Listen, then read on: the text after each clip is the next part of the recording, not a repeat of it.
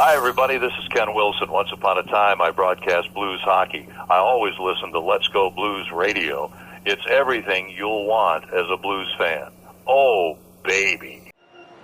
Are you a first responder, a veteran, a doctor, a nurse, a teacher, or a Let's Go Blues Radio listener? Of course you are. If you're in the market to buy or sell a home, call real estate superstar Mike Burgoyne today at 314-753-4060 or email him at mike@strikewithmike.com to earn special rates today. 60 Pickleball is an industry leader in high-end pickleball paddles. Use discount code CPRICE10 to get 10% off at 60pickleball.com. Don't get stuck on the court with an inferior paddle. Go next level with 60. Have you subscribed to the LGB Minute Podcast yet? It's a 5-minute weekly St. Louis Blues podcast hosted by Jeff Ponder that is released multiple times a week to fill the gap between Let's Go Blues Radio episodes. Subscribe today. Get ready to hear some noise tonight. You're just seconds away from Let's Go Blues Radio.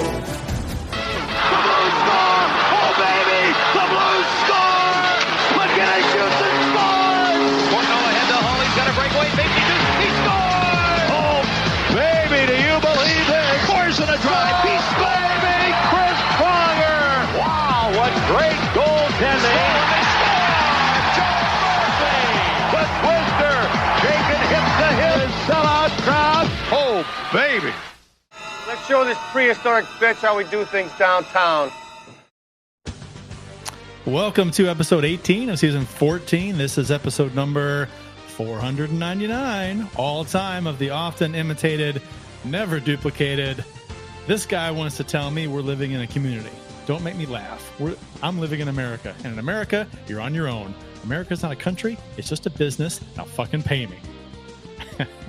We're the original St. Louis Blues hockey podcast. Let's Go Blues Radio. To interact with the show on social media, our handle on all the socials is at LGB Radio.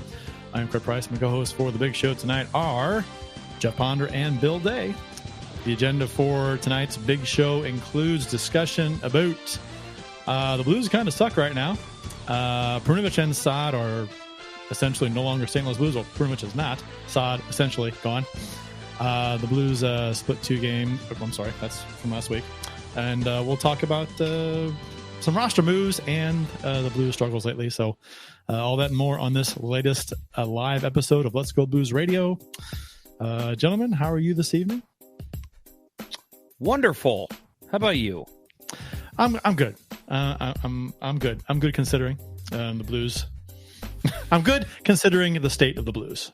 So yeah, I mean, Blues kind of dominate our lives a little bit, right? You live and you die with your sports team. Yeah, it's been a little rough, but other than that, life's fine. Working some bill hours, as I call them, long hours, some billable hours every day. They are literally billable hours, yes. Yeah. But yeah, it's been a little rough there, but I've been able to schedule it enough to where I'm still able to watch the Blues games. I also big thing happened to me over the weekend. I got to play pond hockey. So that was fun. Nice. Before the ice softened up. Yeah, it's really weird because I checked a little pond out here in my area and literally went to drill in and everything around it broke. And I was like, oh man, I'm not gonna be able to play today.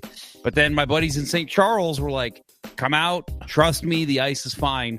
They drilled down 9 inches deep and no problem at all. Yeah. Go ahead, laugh it up. Laugh it up, fuzzball.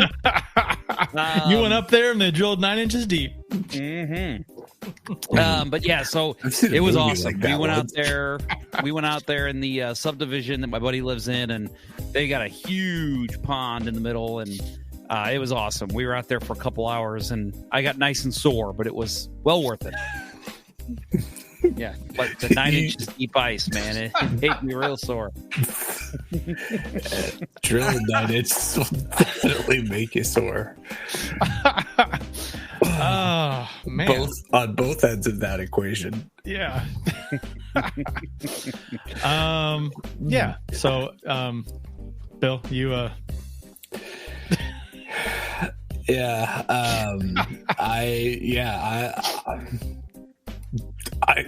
I was not in any way involved with drilling 9 inches this weekend. Okay. Right. Never are. Yeah. No. Never am. That's not my cup of tea. I'm kind of downtrodden with the Blues' terrible performances here lately. And yeah, I mean, I need happiness out of my life, and just think of it this way. This team is. The expectations for the team were not high this year, right? They weren't. No, they were. You hope they could get in the playoffs this season. That was the hopes, right? So, right. My biggest hope was just to shove it in Dom's face again. Yeah, like, no, this team is not worse than Chicago Blackhawks. Which, that's hey, at least we can still say that. No, not even close, right? I mean, this team's a middle of the pack team that's gonna probably miss out on the playoffs, barring a crazy surge. So yeah. It would be nice if we would have a few more, up moments, but the last 3 games, it just kind of feels like there was a flatlining, and it's just like, at a time when I could use some more smiles. And it's a time where the Blues needed to play well too, right? And this is the tough part of the schedule, and it's just and they've got a lot of games in the tough part of the schedule to go yet. So this is the beginning of it, and they haven't gotten out to a very good start on the tough part of the schedle. Yeah, nope. Our next game is what? When they beat Calgary twice, and then they lost Utah, but then they beat Vegas. They've won 3 out of 4. They beat Calgary twice, beat Vegas, and that second game against Vegas, I'm like that's going to be, and then it's been downhill ever since. Go ahead. Yeah, I was just gonna say, for me, I expected to get 2 out of 4 wins here in the last 4 games. So they got 1, which is great. It's just when you get the 3-game skid, that just makes it look way worse. So to me, it's like losing to Vancouver was rough. That was bad. Vancouver was that was one you had to win. Yeah. I think even if you if you get an overtime, a couple overtime losses in there, you can make it work, but. Yeah, losing 3 in a row and 1 to a team you're chasing is a bad look. Right. A team that you're chasing, and you've kind of aired some dirty laundry about yourselves, saying we haven't got the starts we've wanted. We got to be prepared. Like that's been a theme. I think Montgomery's been doing as much as he can, trying to throw in whatever hair metal thing he's got going on, and that it's what, for whatever reason, the Blues just absolutely don't know how to start a game right now. And it's so frustrating. Yeah, 3 in a row, down 2-0 to start the game. Trees says, "Evening, gentlemen. Thank you for the company while I prepare a spreadsheet of comics." Please elaborate. That sounds.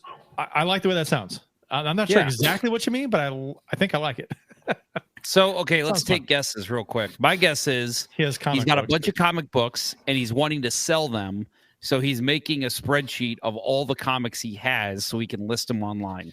I'm going to say that, but I don't think he's necessarily wanting to sell them. I just think he's doing spreadsheet work to catalog and log his so inventory, sale. I'm going to go want list.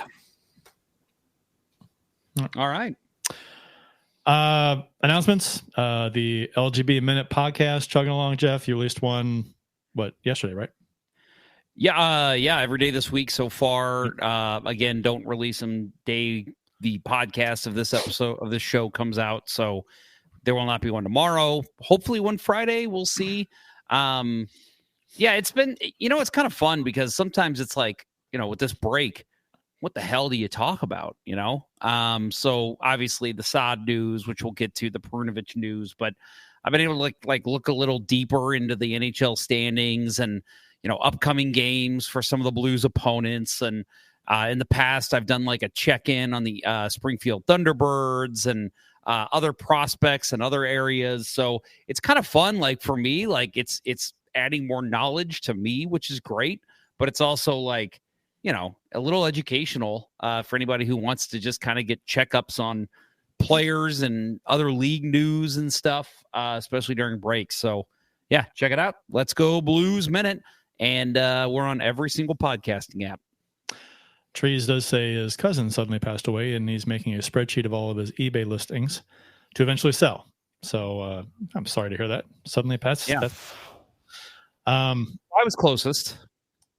Yeah. And he does ask how many boxes of comics do we think there are?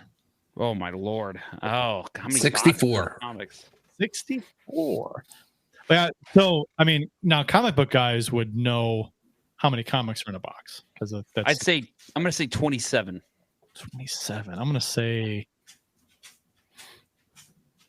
65. Say 65. One box. One. There you go. I bid one box, Bob. Of course, the guy with the name Price is going to go Price is Right rules. Yeah. Well, Trees did establish the rules. Price is Right rules on guesses. Closest wins, all going over. So, yeah. So let us know, Trees. Again, sorry to hear that. Yeah. We finally have a big announcement to officially share on the show. This came to fruition. Wow. Tree says 125. Estimate is 125 comic book boxes. Woo! I'm gonna guess they're maybe 100 comics in a box. Maybe I've seen. I'm wondering if it's like the because I've got like those stackable file boxes. So I wonder if it's those, because if it's that, you're probably talking at least 100. Yeah, that's what they are, I think. Ken Morris says he used to collect Marvel comics. Mm-hmm. Fantastic Four, Spider-Man. So I don't know why that went away. Conan the Barbarian. Nice. It's a good one. That movie with Arnold, by the way, is basically a softcore porn for those of you who've never seen it. It is literally like sex, fighting. Then the movie just kind of ends. So interesting. He says up to 250 comics per box. Woo! Good Lord. Man. That's comic book collecting. I had a few as a kid, handful, maybe one box, something like that. That seems like something that I'd probably enjoy quite a bit.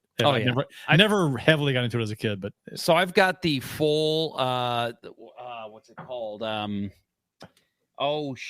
Nightfall, the full Nightfall series, which is the one where Bruce Wayne gets his back broken by Bane. Kind of the whole idea behind the third Christian Bale Batman movie.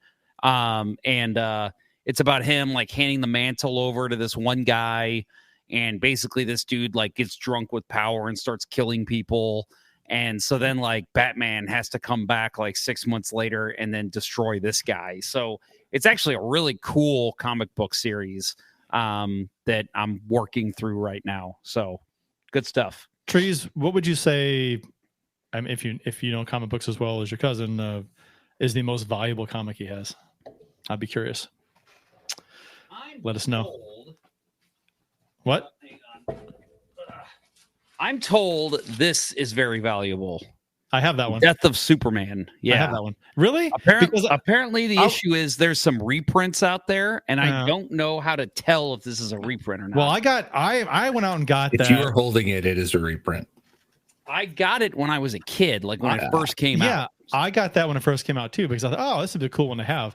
And I thought everybody would have done that, so it wouldn't have been worth as much. But right. I read that has sold on the original series, though it's the original one that came out, not the reprint, has sold on eBay for like $400 or $500. Really? Yeah. So I'm afraid you knew it was going to be a collector's item when it came out. I'm afraid to try and list it for that, because I'm afraid if someone buys it, instantly will be like, this is a reprint. And then it's just like, well, fuck. Well, how do you know it's a reprint? I don't know. That's what I'd like to find out. Because I've looked in like the inside label, there's nothing in there that says reprint, so I would imagine it's the original. If there's only some tool you could use to research them, what would tell you is a reprint? I don't know. Yep. All right, let's get into some stuff here. Too much comic book nerd talk. Big announcement for anyone local in St. Louis. And for those of you who like to tune in to the live show, who are listening right now, you can still do that next week. We are getting started a little earlier. Wednesday night at 7 o'clock on February 5th, we will be at the Geyer Inn in Kirkwood. That's at 220 South Geyer Road. We are going to be doing our 500th episode live from Geyer Inn. For those that are in the know, that is the bar that Jim Campbell owns. So we're hoping to get Soupy on in some way. But 500th show. Please come out and show your support. Not only is it support for us, but support for Soupy's bar. And that is, again, 7 o'clock, February 5th. We haven't talked about run of show yet, but Kurt, Bill, I would imagine we're just going to have a lot of fun. Obviously, we'll have blues talk in there, but we'll do trivia. We'll have prizes. I'm trying to line up a couple special guests. Do not miss that one. And again, if you only want to tune in online, we will still be doing it online. 7 o'clock start time for those of you, 7 o'clock Central. For those of you who want to tune in live. But if you're in St. Louis, please come out and support us. We'd love to see you, and we'd love to have a beer with you. Yeah, it's not just owned by Campbell. It's a small little hockey bar. So yep, it'll be fun. Yep. So you've been there. I've been there, I think, once or twice. I've been there a few for times. those that know the area, it's literally like almost right across the street from Kirkwood Ice Rink. So I popped in there after games, before games. I used to live out there, so it was walking distance for me. But yeah, it is a small venue, but it's a nice venue to watch a hockey game. It's cozy. Yeah. And they have it's too cold and gross outside right now, but they have a nice area in the back where they have washers and bags and stuff in the back. So, man, if it's nice weather, that would be interesting to do that one outside. That'd be fun. Are you getting a haircut when you're there? Because they have a barber chair now. They do haircuts. I don't think so. That's one of the weirdest. That is going to come up, the barber chair, on the show next week. It will, for sure. We'll probably sit in it at some point. Oh, yeah. Sure. Joe Schmo says, wish I could be there, but 120 miles is a long way to go for a DWI. Yes, we do not encourage drinking and driving. No, so we frown on it, actually. We plan on doing that. We do frown on drinking and driving. Do not encourage that, no. The official beers of episode number 499. We segue from a show next week in a bar to our beers of the episode. Episode number 499 with a message about not drinking and driving sprinkled in. Guys, we're becoming responsible. We are we go from irresponsible and immature to responsible men. It only took 500 episodes. Right. 499. No, Got it in just 499. Just under the wire. Yep. If we did not hit it before 500, we would lose our podcast license. So that's a good thing. It's true. Yes. Official beers of episode number 499. You can follow each of us on the Untapped app. Jeff's handle JPonder94. Mine is CPrice12. Bill's is Billy Blue Note 33. Sir, Jeff. I've got water tonight. Oh, so well, I'm totally lame. Again, I don't think I've had a beer for the show since the Winter Classic. So, yep, just some water tonight. Billiam. No, it's Kurt. It's Kurt. It's Kurt. It's Kurt. Okay. Well, okay. So I have a beer that Amy brought over and gave me. And I'm drawing a blank on how she acquired it. But chocolate orange stout. Whoa. Which I don't think I've ever had a chocolate orange beer before. What is that from? It is from, if I can read, I can read it on the card here. Yeah. Brewed and canned by WeldWorks Brewing Company, which is in Colorado, Greeley, Colorado. Interesting. Yeah. Okay. So and I've obviously never had this, and she brought over one, and I'm opening it now. And you go ahead, Bill, and I'll give the review of this in a second. All right. You don't have a chocolate orange to eat with it. Man, I wish I did. It's like that'd have been delicious. Yeah. Mm-hmm. Mm. So I am. Sorry, but no, you go ahead. You go ahead and give us your review as you suck down that foam. It almost overflowed. Like that was a lot close. ahead. It's a very, I don't know if you can see it. It's got a very slow, I mean, it's not like a Guinness, but it's got a very slow to develop head, kind of like a Guinness does. That's interesting. Very nice. Okay, go ahead. What you got, Bill?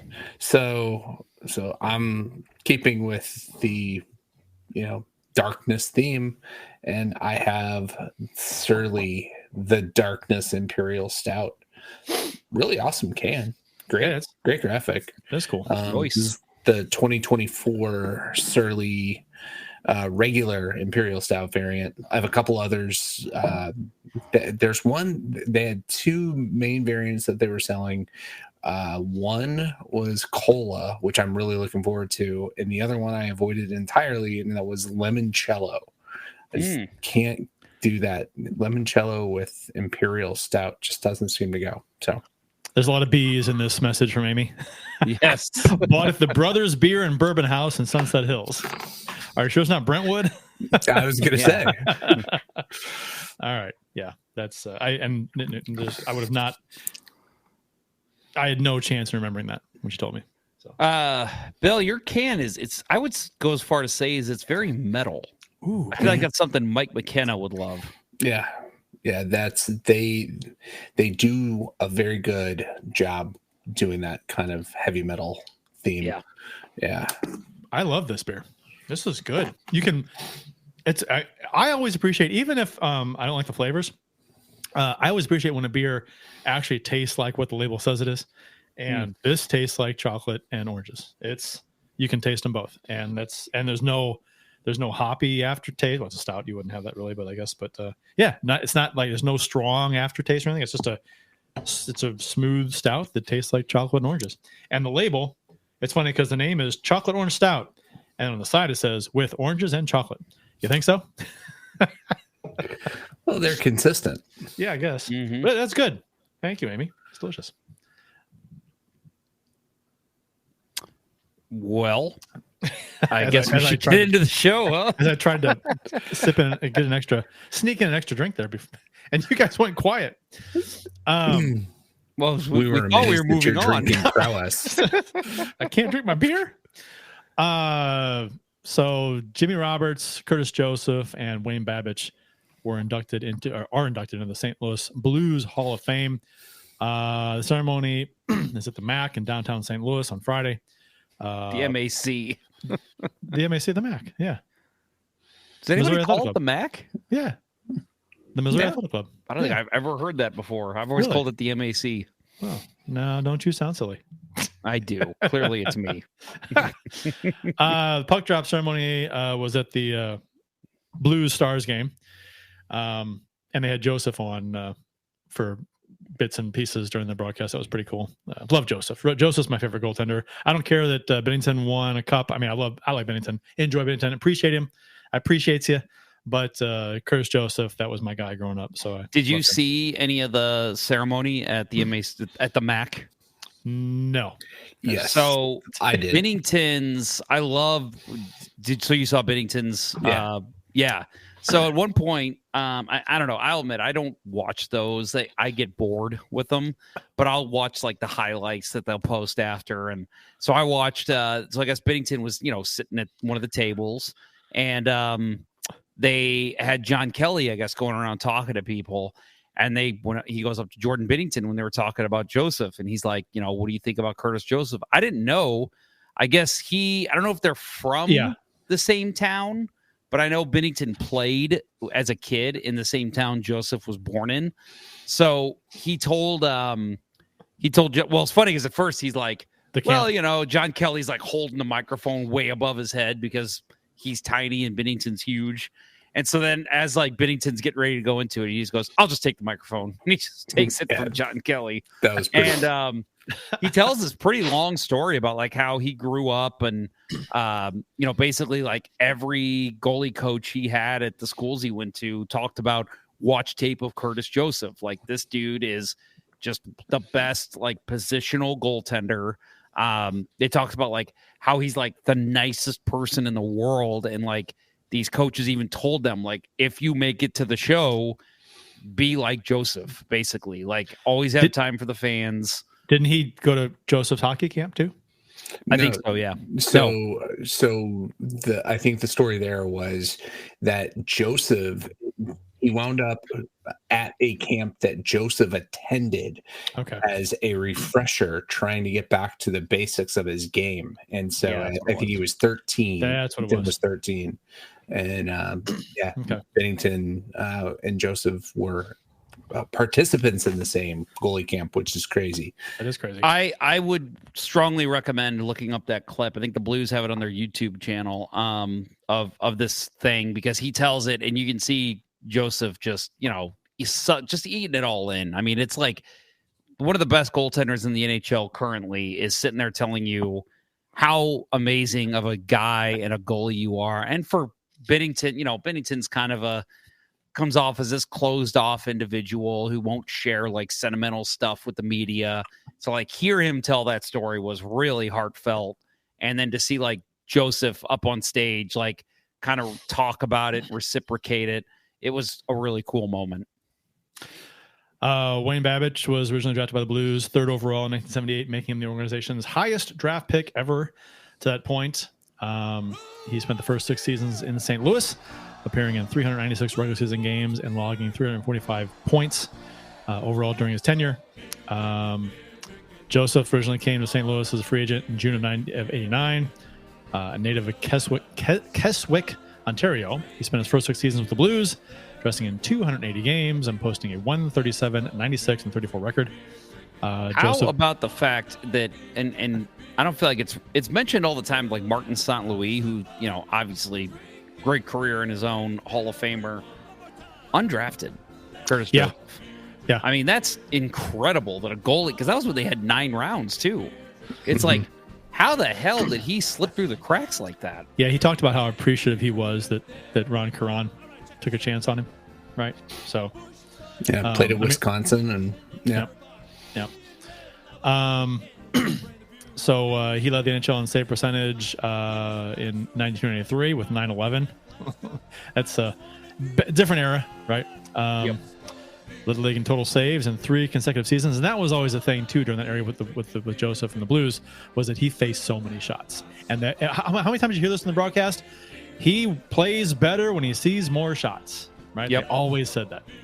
Yep. And he was. I remember being a kid and just literally like 6-7 saves at a time. And it wasn't like bad rebound control. It was like miraculous saves that he's making that he has no business making. But it just goes back to those to me were and not to steer away from Joseph talk, but like Ken Wilson, when he would have his "Oh baby" over Curtis Joseph, I always felt like that was like the most genuine he was with his "Oh babies," because it was like, "Oh baby, Cujo," and it's just like in the moment, it's like, Jesus, what a save was that?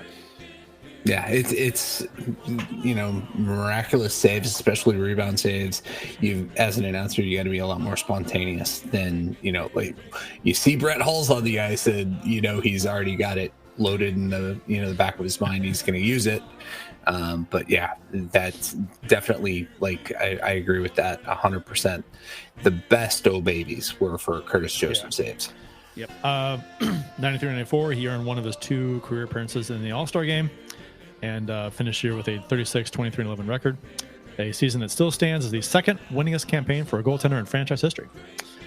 And Joseph ranks 4th in Blues history in wins, 2nd in total saves, and 7th in save percentage, while his 17 career assists remain 10 more than any other goalie. That was another thing with him in Blues history. He liked to handle the puck and shoot the puck up the ice, right? And he had that unique way of doing it, right? The little hinged flick off the knee, right? Of the pad, Bill? He would do that, or he would do, what is completely... Turn the stick around. Right, turn the stick around. And that is, something that will never be taught in the NHL. Even at that time, it was completely different. It was one of the most unique things, but he was very effective at it. Don't recall him giving up a lot of, turnovers because of that. Blues were a high-scoring team at the time too, so it's like they had high-powered scorers. So you just get the puck up the ice and let them do their thing. Yeah. I had a friend that lived up the street from me that used to play street goalie for me, and yeah, he was the same way. He always would kick his stick to play the puck. He had the basically the incorrect curve so he could turn it around and use it. And I'm like, dude, you are just following Curtis Joseph to a T. But it like you said, it worked for him. It was perfect for Joseph. And also the Joseph curve on the stick for where the hand goes, that was always odd as hell too. The Curtis curve, yeah. Yep. Joe Schmo says Cujo either smothered it or kicked it 30 feet out, and that's pretty.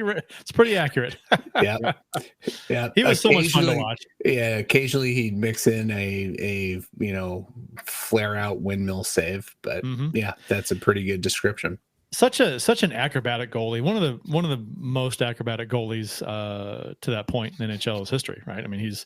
Of course, then Hasek comes along and redefines it. But he was Joseph was fantastically acrobatic. So much fun to watch. Jimmy Roberts was the first skater drafted by the organization in the '67 expansion draft. The original blue of the Montreal Canadiens, a versatile player. The Toronto, Ontario native spent time at both forward and defense for the Blues, totaling 395 regular season games and 157 points across 6 seasons. In St. Louis, he helped lead the Blues to 3 consecutive appearances in the Cup final in the franchise's first 3 seasons and appeared in back-to-back All-Star games in 69 and 70. He was also captain in 71-72 before returning to Montreal for his second stint with the Canadiens. He was then reacquired by the Blues in 77 and played his final season with the team in 77-78. So, assistant coach filled in as a general manager, I believe. He's Yep. No, I was just saying he wore a lot of hats, kind of like Bobby Plager did in the organization. Like Bobby Plager did just about every. He was a ticket salesman. He did everything. Every job the Blues had, I think he did at one time. Yep. Big Beaver asked me, were you talking about Wilson? That is actually, he's talking about former Let's Go Blues Radio co-host for a summer, Justin Wilson. No, I am not talking about him. Another guy named Nathan that lives up the street from me. But Jimmy Roberts, he's a guy. So I asked my brother, and so obviously I'm giving away one of the answers here. Who was Joel Quenneville's first 2 assistant coaches when he took over? Jimmy Roberts is one. Jimmy Roberts is one. And Bob Plager. I was going to say Plager. That is not correct. It is a gentleman who has passed away, unfortunately. One of the greatest coaches in NHL history. Oh, yeah, that's right. Roger Nielsen. Roger Nielsen was the other assistant. Yep. Okay. All right. But Joel Quenneville clearly, is taking away recent issues. One of the greatest coaches in NHL history, came up learning from Jimmy Roberts and Roger Nielsen. Clearly speaks a lot to the volume of what Jimmy Roberts brought to the organization. I'll admit, last year, I don't know if I said this on the show, I was surprised when Keith Tkachuk made the Blues Hall of Fame before Jimmy Roberts. I thought, man, Jimmy Roberts, original Blue, a guy that stuck with the organization, like you said, like a Plager. Just surprising it's taken, year 3, year 4 for that to happen, but I'm glad he's in. Yeah, Tkachuk was by far the better player, but... Right. It just... Right. I get it, didn't mention, though, that Wayne Babych was the organization's first 50-goal scorer, 54 goals. That's true. Him and Fedorko and Sutter on the same line there. My a friend of mine didn't know who that was, and I said basically it was Brett Hall before Brett Hall. Yeah, for a short time. Yeah, that was Joey was our Mullen guy before Joey Mullen. Yeah, right. Oh God, don't get me started on Mullen. God, he should have been here for a lot longer than he was. Yeah, didn't want to pay him. Yeah, if you look at Babich's stats, right, he had the 54-goal season, and then he struggled to break 20 after that, which is kind of crazy. And yeah, he was one of my favorite players growing up. I know I've told the story about him hanging out and waiting for my parents with me when we got in the time I went to Philadelphia with the team. Really nice guy. I got to meet him on another occasion, going to a Blues game. They had one of the things where they would set up players at different spots in the old arena to get an autograph from a player, and we wound up in the same section where he was, so I got another autograph from him, and it was amazing. Always nicest guy, and just like so talented. Like getting to see some of those highlights of that 81-82 team where they did just played out of their minds.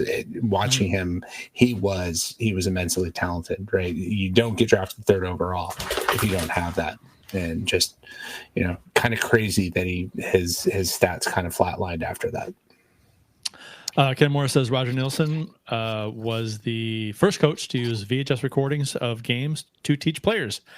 I don't have any reason to doubt this, so I will just chalk it up as being true. Yeah, I've heard that. Okay, I've never heard that. And Ken Morris, by the way, dropping tons of knowledge in the chat tonight. Talked about Jean-Guy Talbot, Scotty Bowman, lots of stuff in there for those of you who are watching live. I'd love to read them all, Ken, but you're just a wealth of knowledge, and we are not a 4-hour show, at least tonight. Next week. By the way, I did buy this on at the game. Oh, nice. Very nice. Curtis Joseph Hall of Fame puck, $20. Man, for a fucking puck. I absolutely hated spending it, but I'm like, you know what? I need to get something from tonight. I think $20 is cheaper than the All-Star Game pucks were going for when they sold them. They were $24. Yeah. I thought it was insane. Absolutely for a insane. puck that cost $0.25 to make. I was going to say, with the graphics, we're talking maybe $1. I mean, you're making so much off these things. It's just crazy, and it's a chunk of rubber. Yep.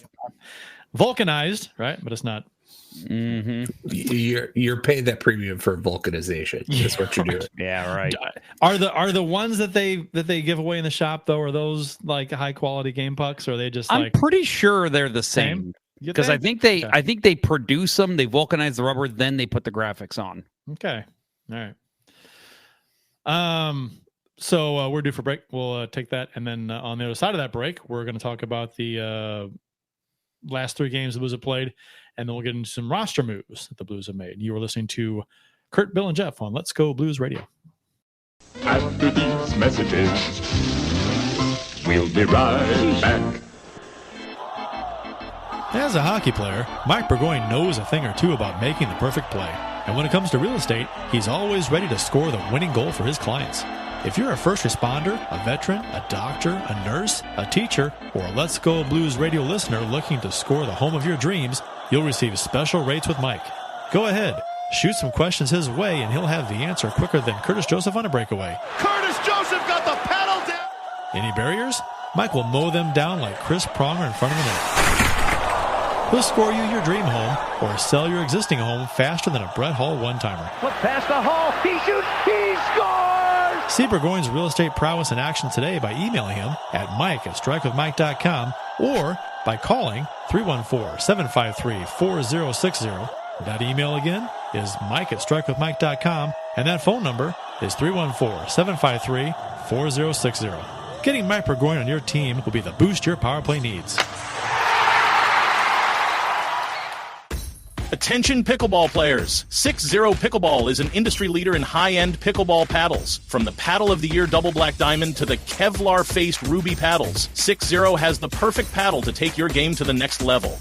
And while I have your attention, consider upgrading your pickleball bag to the highly touted Pro Tour bag or the Performance Backpack in some fantastic colors. 6-0 is also your place to stock up on paddle grips and edge guards. 6-0 has everything you need to elevate your game. And as long as you're playing well, you might as well look good too with 6-0's performance shirts, hats, and arm sleeves. Use discount code CPRICE10 for 10% off your entire purchase at 60pickleball.com. That's CPRICE10. Don't you dare get stuck on the court with inferior equipment. Go next level with 6-0. We already know that you love hockey, and you obviously already love the Let's Go Blues Radio podcast, but what about filling the gap between weekly Let's Go Blues Radio episodes? That's where the LGB Minute comes in. Hosted by Jeff Ponder, the LGB Minute is an entertaining, down and dirty 5-minute St. Louis Blues podcast released multiple times a week to keep you informed of all things St. Louis Blues.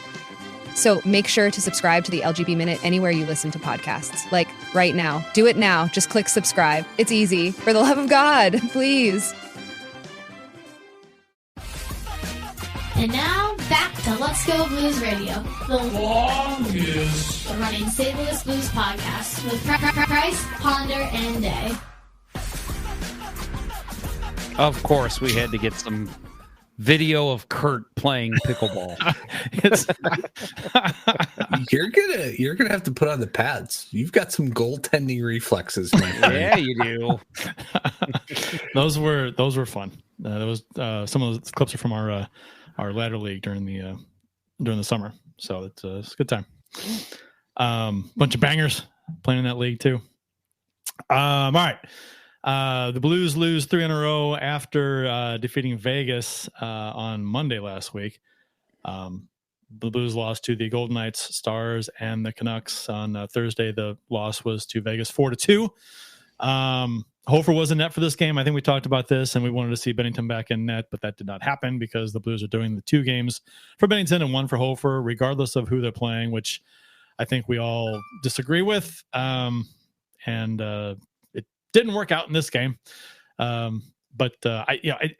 couldn't watch the start of this game because, I eventually could, but FanDuel was not broadcasting. Oh yeah, they were off the air. All you saw was a FanDuel screen. I think it was with your provider was the issue. It was just DirecTV. It was just anybody, and I a lot of people online I saw had it. So DirecTV streaming. I don't know if it was DirecTV as well. You'd think it would be same, but anyway. But DirecTV stream people definitely. Maybe some DirecTV people, but it was. Yeah, I mean, some didn't. Some didn't have it. So and some did. But that was frustrating. So I had to pull up the app to watch the game, and I missed the first 3 goals. This game. What a shame you had to miss that first one 19 seconds in. Yeah. Oh my God. Of course, it's the smuggest motherfucker in the league, Mark Stone, that has to score it. Yeah. Who did you see what he did? Was it last night? He dove onto a guy's knee. Did you guys see that? No, I didn't see it. Oh yeah. It was. Who were they playing last night? Totally. They're coming out of the zone, and he's like kind of coming in a little bit at the blue line, and the defense has the puck, and he just dives towards the guy's knee, and he had to be helped off the ice. And I mean, Miro Heiskanen of the Stars. Yeah. Yes, that's right. Stone. So he brought that shit to the front door of my fantasy team. I hate him even more now. I think Ray Ferraro, I think, was calling the game on color, I think. And he goes, and when on the replay, he goes, "What is he doing?" Yeah, he says, "What's he doing, man?" I just heard him doing, man. Yeah, I'm like, that is Stone, bad. Man. Yeah, I don't know what he was doing either. It was like he didn't trip and fall. Didn't look like it. He didn't toe pick. He was diving. He just lunged into his knee, ran his body into his leg, dude. Yeah, suspend that fucker. And his knee bent the wrong way, like sideways, and it didn't look too good. Oh, suspend that motherfucker. God, I hate that guy. He might be number 1 for me. Couldn't Jamie Benn be on the ice at that point? Because if he was on the ice, he would have just 2-handed him across his skull. I would have loved to see Ben just absolutely destroy Mark Stone. But yeah, so Stone was the guy that got Vegas on the board first on a terrible giveaway by Fowler. That was just, I'm glad I missed that because I'd have just been like, are you fucking kidding me? I just sat down 1-0. That was literally that's what happened to me. I literally turned the game on right at puck drop, and then Fowler, I don't really know. I mean, I know that as defensemen, we like to try and make that beautiful pass, like between the stick and the leg of the forechecker, but like, Jesus Christ. Like, come on, man. You're the last man back. You got one guy on you. Make the easy play. He tries to put it across Stone's body, and it's just a bad move. Yeah, and Stone does good with stick and lane. And Stone was right on top of him, too. I mean, Big Beaver says Stone was tripped into Heiskanen. I'll have to look at it again. When I saw a few replays before, I didn't notice that, but he might have been, but I still feel like he threw his body into his leg. We don't accept Stone apologists on the show. No, that's right. Let us hate on Stone. What the hell? We want to hate on Stone. Get out of here. We're members of the Stone Haters Club. Yep. We need stickers. Stone Haters Club. Oh, yeah. So Vegas was up 2-0 by the 9-minute mark, and then that's a broken record lately. And then Caillou scores, Vegas scores, Thomas scored late to make it 3-2. Hurdle into net goal, and Vegas ends their 4-game losing streak. Blues what a weird situation at the end of that game too, with that empty net goal. The referees really botched that. That was odd. Announce it. Really, at the end of the day, all they did was wrong was announce to the crowd that the Blues were challenging. But it's like it's automatically reviewed. You don't need to announce shit. Like odd. They did botch that. That was weird. Yeah. So, and it. I mean, it. They were saying, and I think Rivers. I was surprised that Rivers was so adamant that it was offside. Because I thought he had control of the puck too. I'm like, he did. I'm like, Jamie, you do know that if you have control of the puck, you can skate him backwards. That was that was the Blues apologist coming out in him, hoping the Blues could come back and still get a tie. But I thought same thing. I thought worth a challenge, especially that late in the game, but clearly not offside. Oh, for sure. Yeah, Federico had it completely right on the post game, which is kind of crazy. Like when Bertie's got the sane, rational explanation for why it should have counted.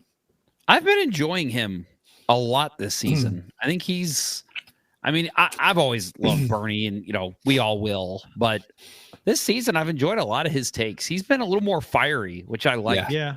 He's getting older, so he cares less. Exactly. Right? Like old man doesn't care. He just says what he wants to say, speaks his mind. The show, Bernie. I was never. I love Bernie. But I always thought he was not a good color guy on TV. Mm-hmm. I thought he did much better when he was between the benches, and I thought he's best by far in the studio. In between periods, analyzing. Mm-hmm. That's where he shines. He's good at that. Even though he's a big homer, he will tell it like it is, and he'll and more so than the other guys, right? To some degree. So I appreciate that about him. He's a keeper. Yep. Blues lose 2-0 the next game against Dallas. It was the Blues' first shutout of the season, I believe, or first time they were shut out. 2 goals in the first 2 goals in 2+ minutes during the first period. Weird first goal, kind of just found its way through a few people, and Parayko missed it, and it just ended up on Dadonov's stick and scores a goal on I was Binnington. Right there for that. I was 6-7 rows behind Binnington, and I saw that play develop, and I thought, Jesus, that's a roller hockey goal. That's a roller hockey goal. That's bad. That's just bad coverage and defense, and just Yep. And overall in this game, I actually thought the Blues played really well. I enjoyed a lot of their game. I did too. It's just, and I hate to say it, especially with them losing so many big games lately. That's just a case of you gotta solve the hot goalie. And I thought Casey DeSmith played very well. First period shots were 21-10 in favor of St. Louis. 21 shots in a period. Yeah, I was and shocked. You're not scoring a goal. That's insane. That just says the goalie is dialed in. Hasn't that been the case though for with Blues and goalies that forever? Like they get it's not necessarily the Hall of Fame goalies that come here and whoop them. It's these backups and these guys with 5-6 starts under the belt in the NHL that give them trouble. Yeah, I mean, going into this game, Stars are on second of back-to-backs. They played Vegas and Dallas the night before. Blues were the more rested club, right? How many times did we hear that throughout the first half of the game? Well, the Blues will come on in the second half. Every time, we'll take it over. Right? Every time I hear that, I'm thinking it doesn't matter. This team does not take advantage of teams on the second day. They're playing back-to-backs. They haven't all year. It doesn't matter. Oh, they should be tired. No. The Blues don't make the other team look tired. They just don't. Right. And, you're not facing, Jake Ottinger. So you're like, we have a really good shot in this game. And the Blues just couldn't figure him out. And I thought DeSmith was great, but I think you get a little bit of a push too with it being such a big, the Hall of Fame game. You've got literal legends in the building. The crowd, trust me, was pumped up. It was a very exciting night. And it's just the Blues just could not solve DeSmith, and it was so infuriating. And then Monday, the Blues lost to Vancouver 5-2. This was a game after the Blues lost these last two, because they were coming off winning 3 out of 4. You know, they beat Calgary twice. They lost to Utah, which sucked. But then they came back and they beat Vegas. So I'm like, okay, they won 3 out of 4. They're playing pretty good hockey. And even before that, when they lost some games, they're still playing pretty good hockey. But yeah, and so then losing to these 2 games, I'm thinking you got to beat Vancouver now. You have to. You're chasing them, and you just lost 2 games against good teams. Played good against Dallas, just didn't win, and they just couldn't get it done against Vancouver. I think, obviously the goaltender interference review when it was 1-0 Vancouver, and the Blues scored, and they waved it off for goaltender interference, and after review it was upheld, and because the Blues challenged it, and I thought, what did you guys think? Was that goalie interference? No. Well, okay. Did he interfere with the goalie? Yes. Was it his fault? Absolutely not. And I'll say this: even though he went into the crease, he's skating towards the crease. Okay. A lot of people have said on social media, the discussions going back and forth, that he was going into the crease anyway. He's going into the crease. If you go into the crease and you make contact, that's it.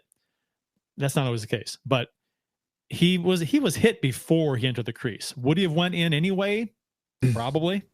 Right. But I think if he's not cross-checked twice towards the goalie while he's in the crease, I think he easily curls left of the goalie and doesn't make contact. I think it's a no-brainer, because if you see how his skates are pointed and how he's trying to stop and cut left, he wasn't able to do that because he was shoved in the goalie. So, yeah, I think that after the first cross check, if Hughes leaves it at that and he continues on the same trajectory, and okay, go ahead and wave it off. But he got him twice, right? And that's, to me, it felt like giving a superstar player preferential treatment, not giving him, not blaming him for Holloway going into Lankinen.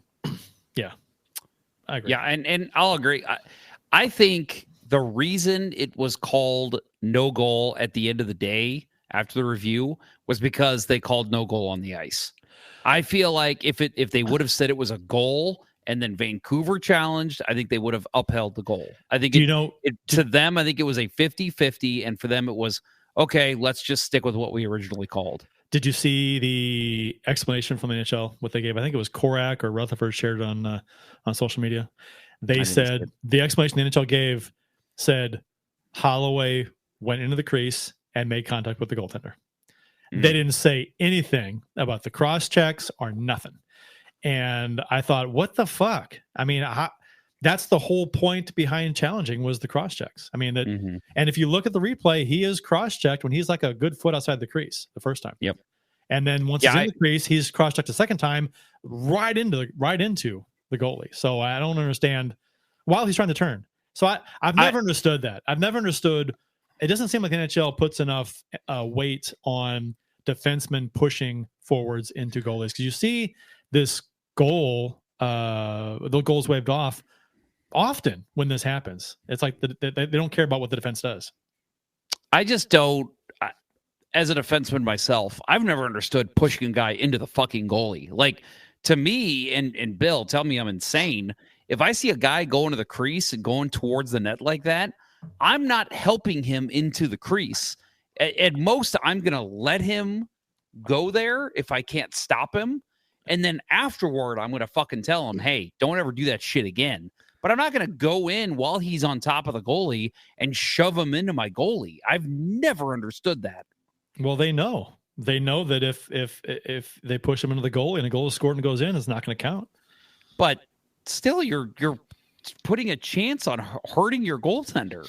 Yeah, I would not risk that. I think 99% of the time it's just a reactionary play, right? You throw the cross check to try to protect your goalie when your body's acting faster than your brain, and you're trying to keep the guy from going in front of the goally, right? And so you're trying to keep him out from in front. It's an instinctual move to try to prevent it, but at the end of the day, you're just helping it along. Yep.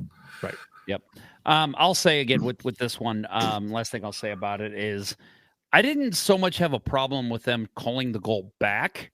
Well, not calling it back, but saying sticking with their initial call. I thought that's a 50-50. I actually had no problem with it. The problem I have with it is the NHL rule. That is such a ticky-tacky chance that literally, like I said, I think if the officials on the ice call it a goal, I think the review is upheld and it's a goal. So to me, this is where I have a problem with the rule. Blues should not get a fucking penalty there. And I know that's the rule, but I just hate it when it's that close and it's literally comes down to, in my opinion, maybe I'm wrong, what did we call on the ice? Let's just stick with that. That to me is there shouldn't be a fucking penalty on that play. According to any coach in the NHL is going to challenge that. According to what the NHL said, though, they didn't. It wouldn't have mattered. I mean, because that's what they say. Their explanation is he skated in the crease and made contact. So they're not going to say what I said, that they're going to upheld because whatever the call was on the ice. They'll never say that. If the referees, I'm based on what they said on this goal. If the referees said it was a good goal and Vancouver challenged, based on what they said for upholding the decision the first time, I think they would overturn because they said he went into the crease, he made contact with the goalie. And I've seen this a lot where you hear the announcers and you're looking at it, you're like, yeah, the defenseman pushed him into the goalie, but it doesn't seem like the Toronto and the War Room care that happens. Yep. It happens a lot, which it does. And maybe that's their interpretation. They don't put a lot of weight on that, but the rule I think that rule needs to change because that's not the fault of Holloway at all. No, I agree. And I'll say and we're going to talk about this later, so we don't need to get into depth here, but that is a play for me. And I know Jim Montgomery did admit that he actually regrets making that challenge. I don't make that challenge there, not because I don't think it'll be overturned, but because the penalty kill is so fucking terrible right now. You don't take the chance of putting your team on the penalty kill. To me, I'm just well, I'd love to challenge that, but if I'm wrong, we're going down 2-0, almost guaranteed. I do. I challenge it, and then if it's not overturned, I bitch and I get fined in the press conference afterwards. I complain, and I probably would have too. I make it. I make it loud and obnoxious, so it gets on Spit and Chicklets, so it gets attention on TNT, and so it's and some attention is brought to it. Not that it would change anything, but it makes you feel better. It would make me feel better, and it would draw attention, and maybe based on your little the fit you throw, maybe it's addressed in the off season or something. But yeah, I don't know. I would because I think I understand why he said he regretted challenging it, but he was in the right. I mean, because Holloway didn't interfere, he was pushed into the goalie. So I agree. I think he was in the right. So but that was a big goal because it would have been 1-1, and then it was waved off 1-0 still, and then Vancouver goes on the power play and they score on the power play, so it's 2-0. Should have been 1-1. Now all of a sudden it's 2-0, and then later on I thought it was a bad call on Suter. Of course, the first two goals were scored by another motherfucker that we all hate, Connor Garland. Yes. Yeah, who's left completely unattended on that second goal. That second goal is, again, hockey 101 for any of you kids who are starting to play hockey. Binnington, yes, he had it. Everyone thought he had it, and the only one that saw it was Connor Garland, and he went after it and poked it in. That is hockey 101. Defenseman, I don't care if you think the puck is completely covered. Until you hear that damn whistle, you are tying up sticks. And I feel like the Blues just didn't. Okay, Binnington's got it. We're good. And there was no urgency to make sure Connor Garland did not get an extra poke in. Right. And right now, with the way the Blues goaltending is a little leaky, you have to have that extra effort till the whistle. Yep. I mean, I didn't like the look on Binnington there where it hit him and, snuck through behind him. And he's that happened twice in this game. He's in a statue post, right? That happened twice in this game. The other time, was it Fowler or Parayko cleared the Suter? think Suter cleared it back out when it got by him again earlier. Yeah, and I'll say, like, when a goalie does that and then they still kind of react and, like, jump back and, like, either knock it out with the back of their hand or something, I'm like, okay, that was leaky, but hey, at least they knew that they didn't have the puck covered. That was a situation on that goal, and the one that Kurt just mentioned. Binnington had no idea. He thought he had it, and it was just, no, dude, like, you got to know where that puck's at in your body. Yeah, and I think that's a sign that he's fighting things right now, right? And you know, I think going back to you know, do you make the challenge? With going back to the Stars game, the Blues had so terrible puck luck through that entire game. Like, there was zero puck luck. Jordan Kyrou broke 2 sticks on prime scoring opportunities, right? Yeah. Pucks were bouncing in, you know, how many missed shots did they have? Just whiffing on things. The team is going in the wrong direction. So I think that's an opportunity to say, do we want to, you know, like, bet everything on a 1-0 lead or a 1-0 game that could possibly go the wrong way, and now it's 2-0. You know, I think I would agree at the end of the day that, you know, with his assessment that he made the wrong call, but you don't have forever to think about that. But I think in that moment, taking into consideration how things have gone for the team over the last 2 or 3 games, you don't make the call. He's also getting input from his video people too. Right. So, and plus they're looking out on the bench. So, I mean, it is what it is. I get it. I didn't have a problem with the challenge because I like to err on the side of justice and righteousness. You sound like Batman. Right. I'm Batman. This is a comic book themed show. So, and I thought there was a bad call on Suter, which led to another power play goal for Vancouver. I think it was Suter for Vancouver. Frustrating game. I thought this game was the marker for me personally.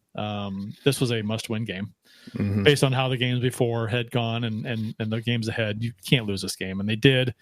And so I think I'm on the this is officially not a playoff team for me now. I didn't even.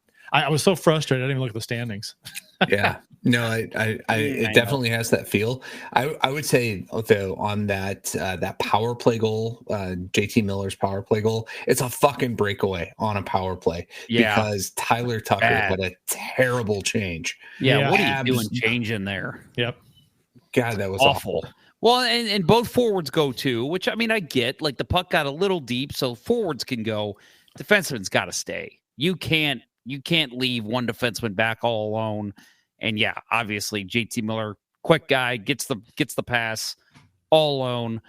I mean, could Binnington make that save? Yeah, he's been great on breakaways, but power play, you're down 2-0. You can't let that happen. Blues are now 4-7 in the last 11 games. So in a brutal last 3 games. Still 2 against good teams, 1 against 3 wins together this season. No, they've had 8 tries and they have not. They are now 6 points out of a wild card spot behind Vancouver. They're 5 behind Calgary. Calgary, they would if they beat Vancouver, like we all expected and hoped they would. They'd be 3 points behind Calgary right now. And Vancouver is winning or has won in Nashville tonight. Yeah, and now they've won 3 in a row all of a sudden.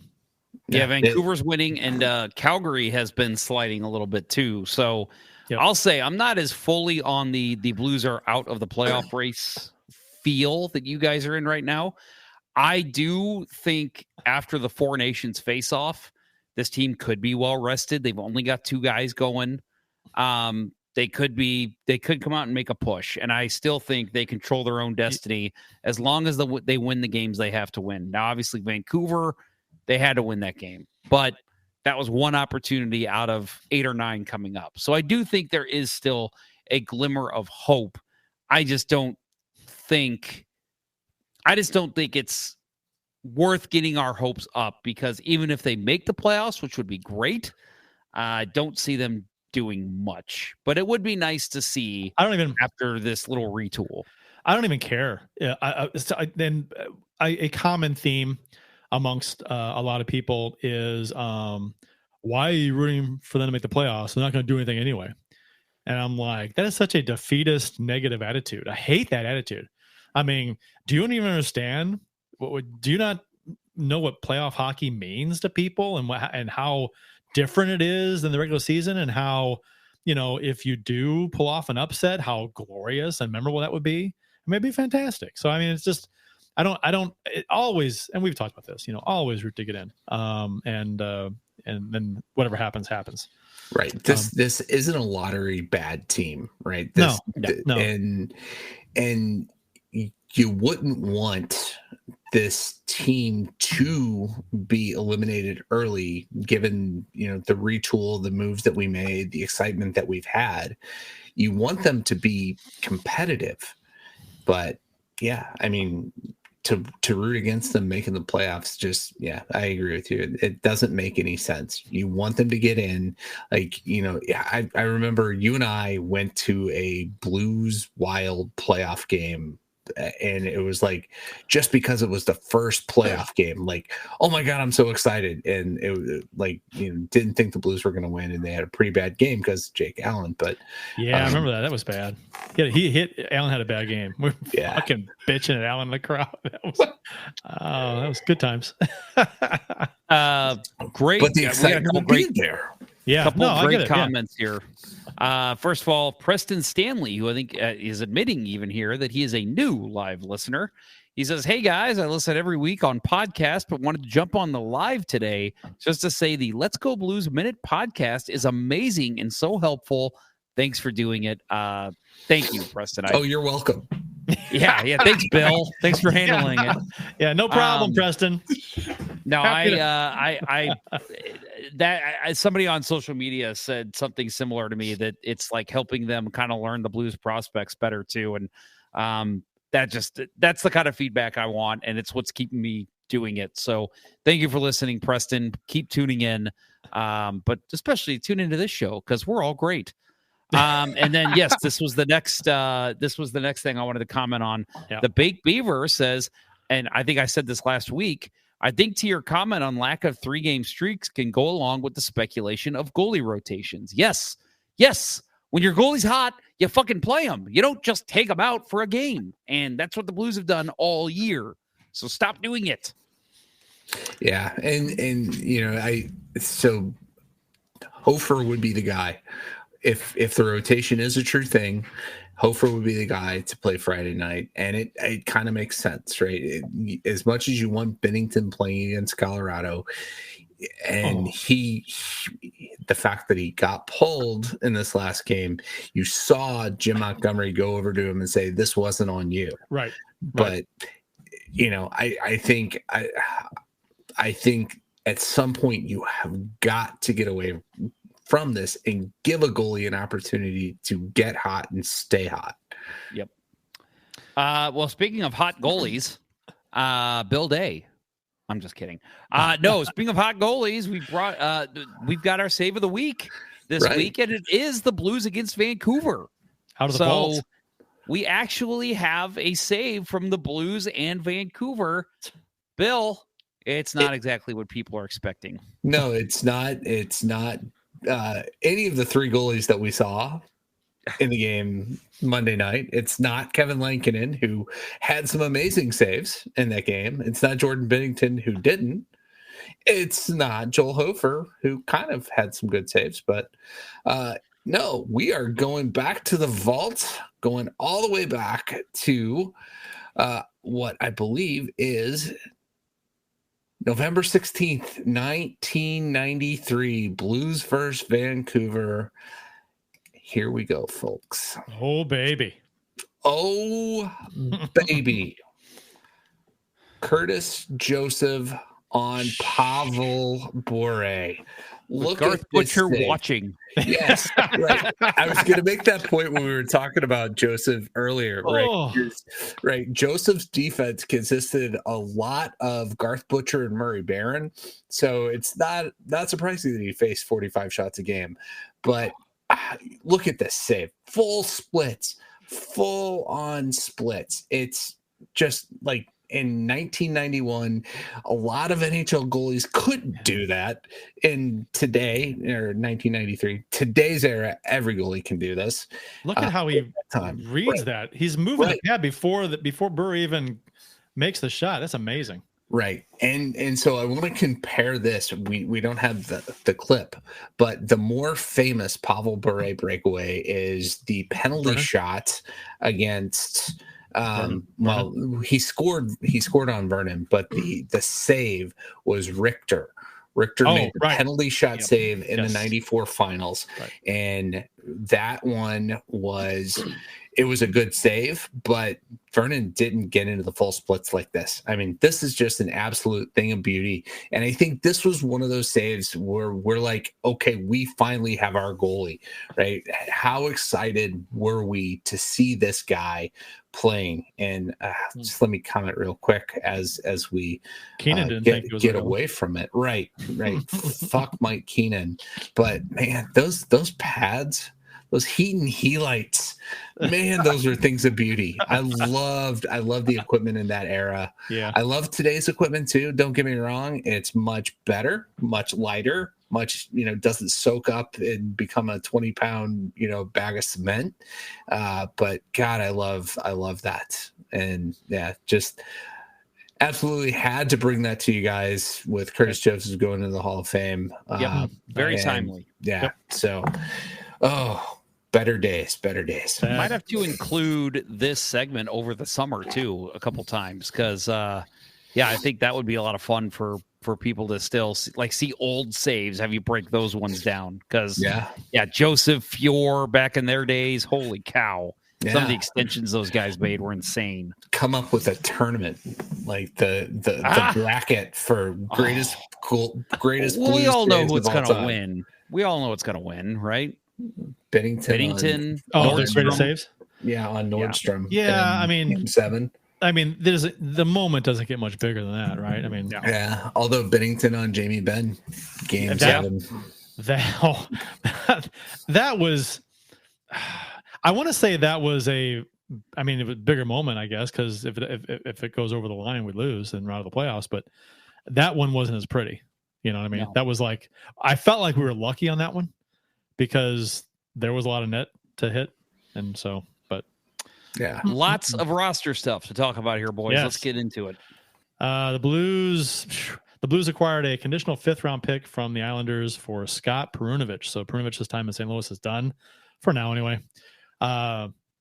Terms of the pick have not yet been disclosed, so I guess it depends if the Islanders make the playoffs or maybe what they do. Or I'm sure there's something in there, but it has not been released yet, which is weird because usually somebody will dig it out. But I guess this just wasn't a big enough trade for the gurus to really look into it. And nobody wants to piss off Lou Lamoriello or Doug Armstrong.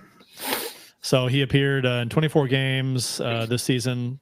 6 points, 2 goals, 4 assists, and 6 penalty minutes. Pretty much addressed 97 NHL games total, 29 points, 2 goals, and 27 assists, and 26 penalty minutes. He did play last night for the Islanders and got an assist and a +2 rating in 1852 of ice time in the Islanders. 5-2 defeating of the Avalanche. A lot of people have drawn comparisons with Perunovich leaving to Wallman and Dunn leaving, and how they had success after they left. So, and they're like, you watch, he's going to have success somewhere else. And I'm like, for his sake, I hope he does, but I don't think he's the type of player those two were. But I can see him in the right situation playing well. Totally different situations for me too. Not to completely kiss the ass of Doug Armstrong, but for me, I look at Wallman, that trade was for necessity. It was, we need to get a veteran guy for this cup run. Who's available? Nick Leddy. Okay, they want Wallman. Fine. Not saying in hindsight it's the greatest trade. I didn't like it at the time. I hated it. But I understood why they did it. I didn't. And then Dunn, he was done with Berube. Berube was not a done guy. It's expansion. Berube wins you a cup. Right. You're not going to hold on to the player as opposed to the coach. So they exposed him in the draft, and he goes on, has a pretty nice career so far in Seattle. But for me, totally different situations. I feel like Perunovich deserved a little bit more of a chance here. Wallman and Dunn, to me, I think Dunn had his chance. He just did not impress here. Had to get a change of scenery to really pick up his game. Wallman, say what you will, I like Wallman. He is playing. Detroit wasn't a fan of him. They moved on from him. He's now with the worst team in the NHL. So to me, different situations. But yes, I do think Perunovich, I'm not saying he's going to go on and be a 100-point defenseman, but I do think he's a guy that can really be a solid bottom two defenseman that can pick up time on the power play. Yeah, I would agree with the assessment that he didn't get enough opportunity here. He wasn't a Berube guy. He wasn't a Drew Bannister guy, and he clearly wasn't a Jim Montgomery guy. So time to move on. And watching the Army's presser, I have more respect for Armin when he has these things and he talks about it really at the human level. Like, we're giving this guy an opportunity to take his game and play, right? He's going to keep sitting here. So we're going to give him this opportunity. The Islanders are decimated on defense right now.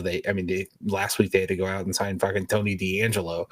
And so now they've brought in two guys with NHL skill and hopefully, that last night's game isn't just a flash in the pan for him, and he can produce and become a key member of that Islanders team, or at least get more exposure on the East Coast and get picked up, after his contract's out.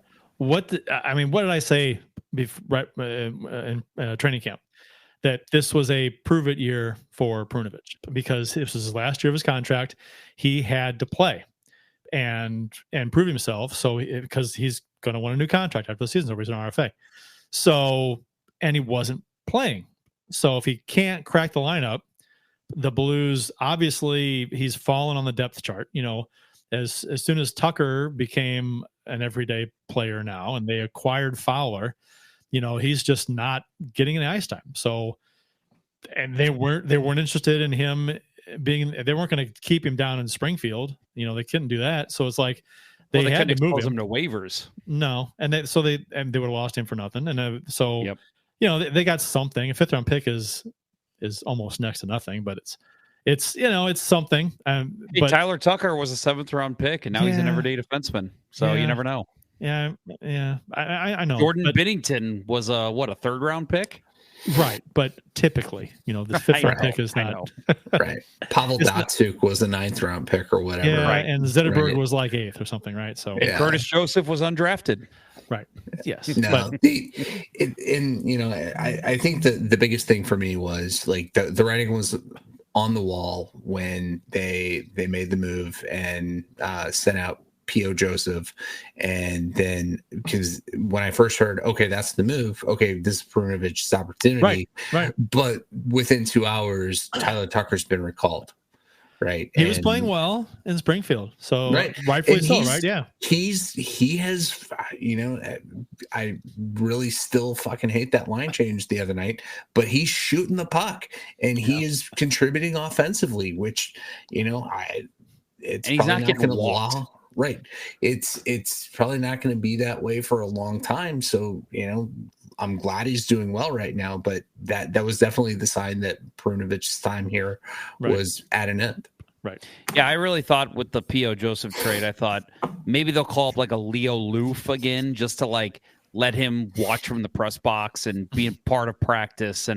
But when I saw it was Tyler Tucker, I'm like, oh, he's going to play. Like they're going to play him over Perunovich. He doesn't need time in the press box. Or what's his name? Shoot, I'm drawing a blank on the defense. Corey Schooneman. Schooneman. Yeah. Yep. Yeah, he was great. He played well in the 2 games he was up here earlier this season. A couple. I think he played 4 or 5. Was it that many? Somewhere between 2 and 5. Okay. Yeah. I have to ask though. Next season, clearly the Blues need to make another defenseman for a draft pick trade. They did it last year with Robert Bertuzzo. Did it this year with Scott Perunovich. So who's it going to be next year? They trade Nick Leddy to the Islanders. Yeah, there you go. Mm-hmm. Oh, back to the Islanders.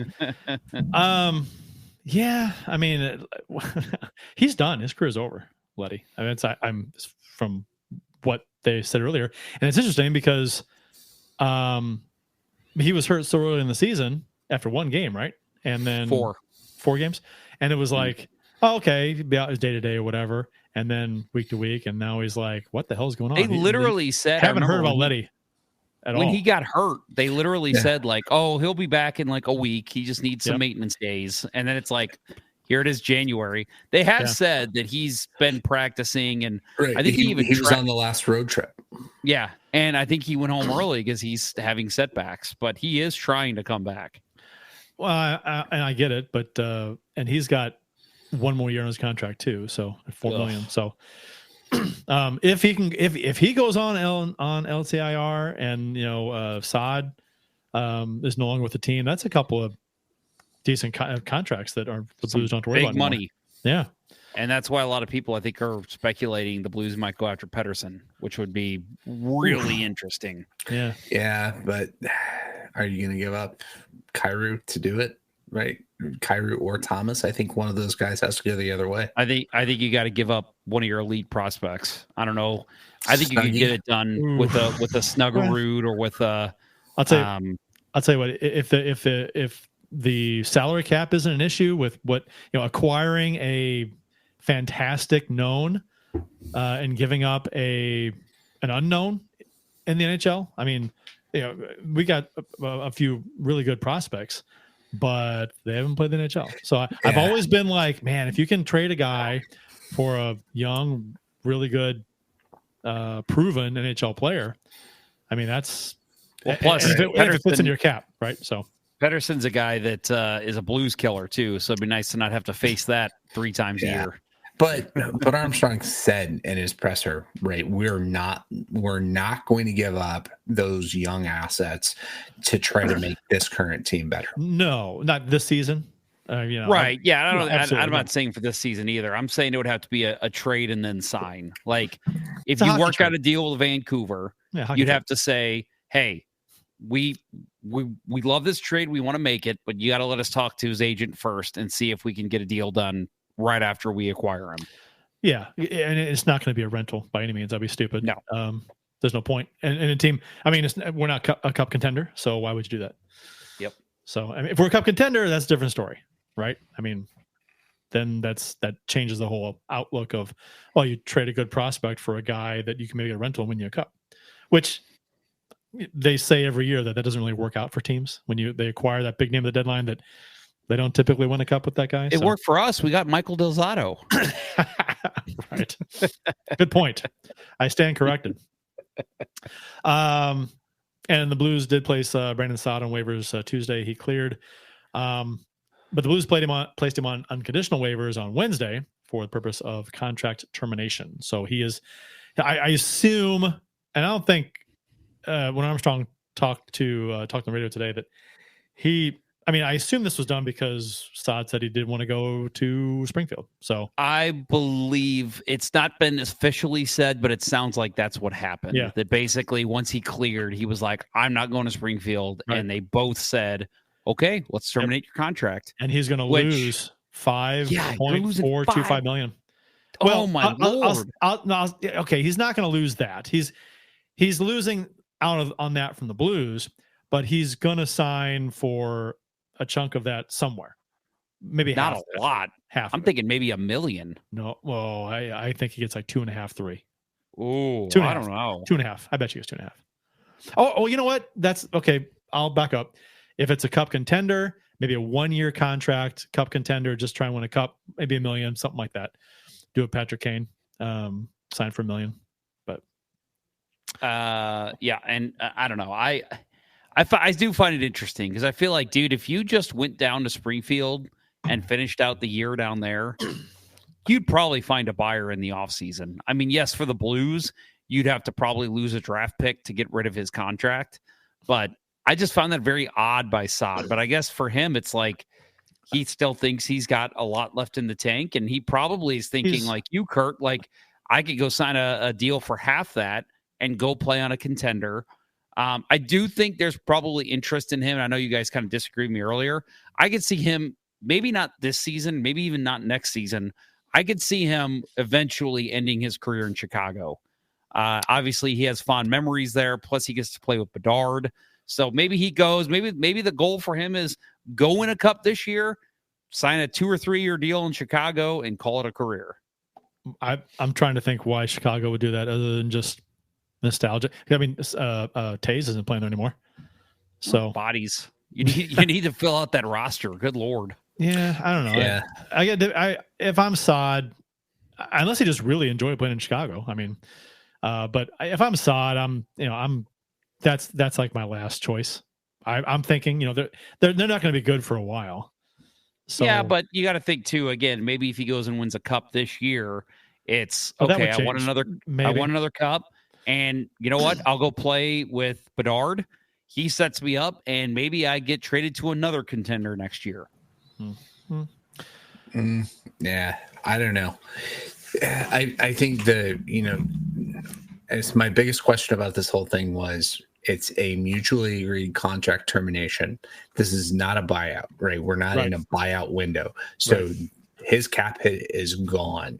We don't have to. We don't have to suffer it the rest of the year. Big deal. I think it's terrible, right? He just brought another kid into the world.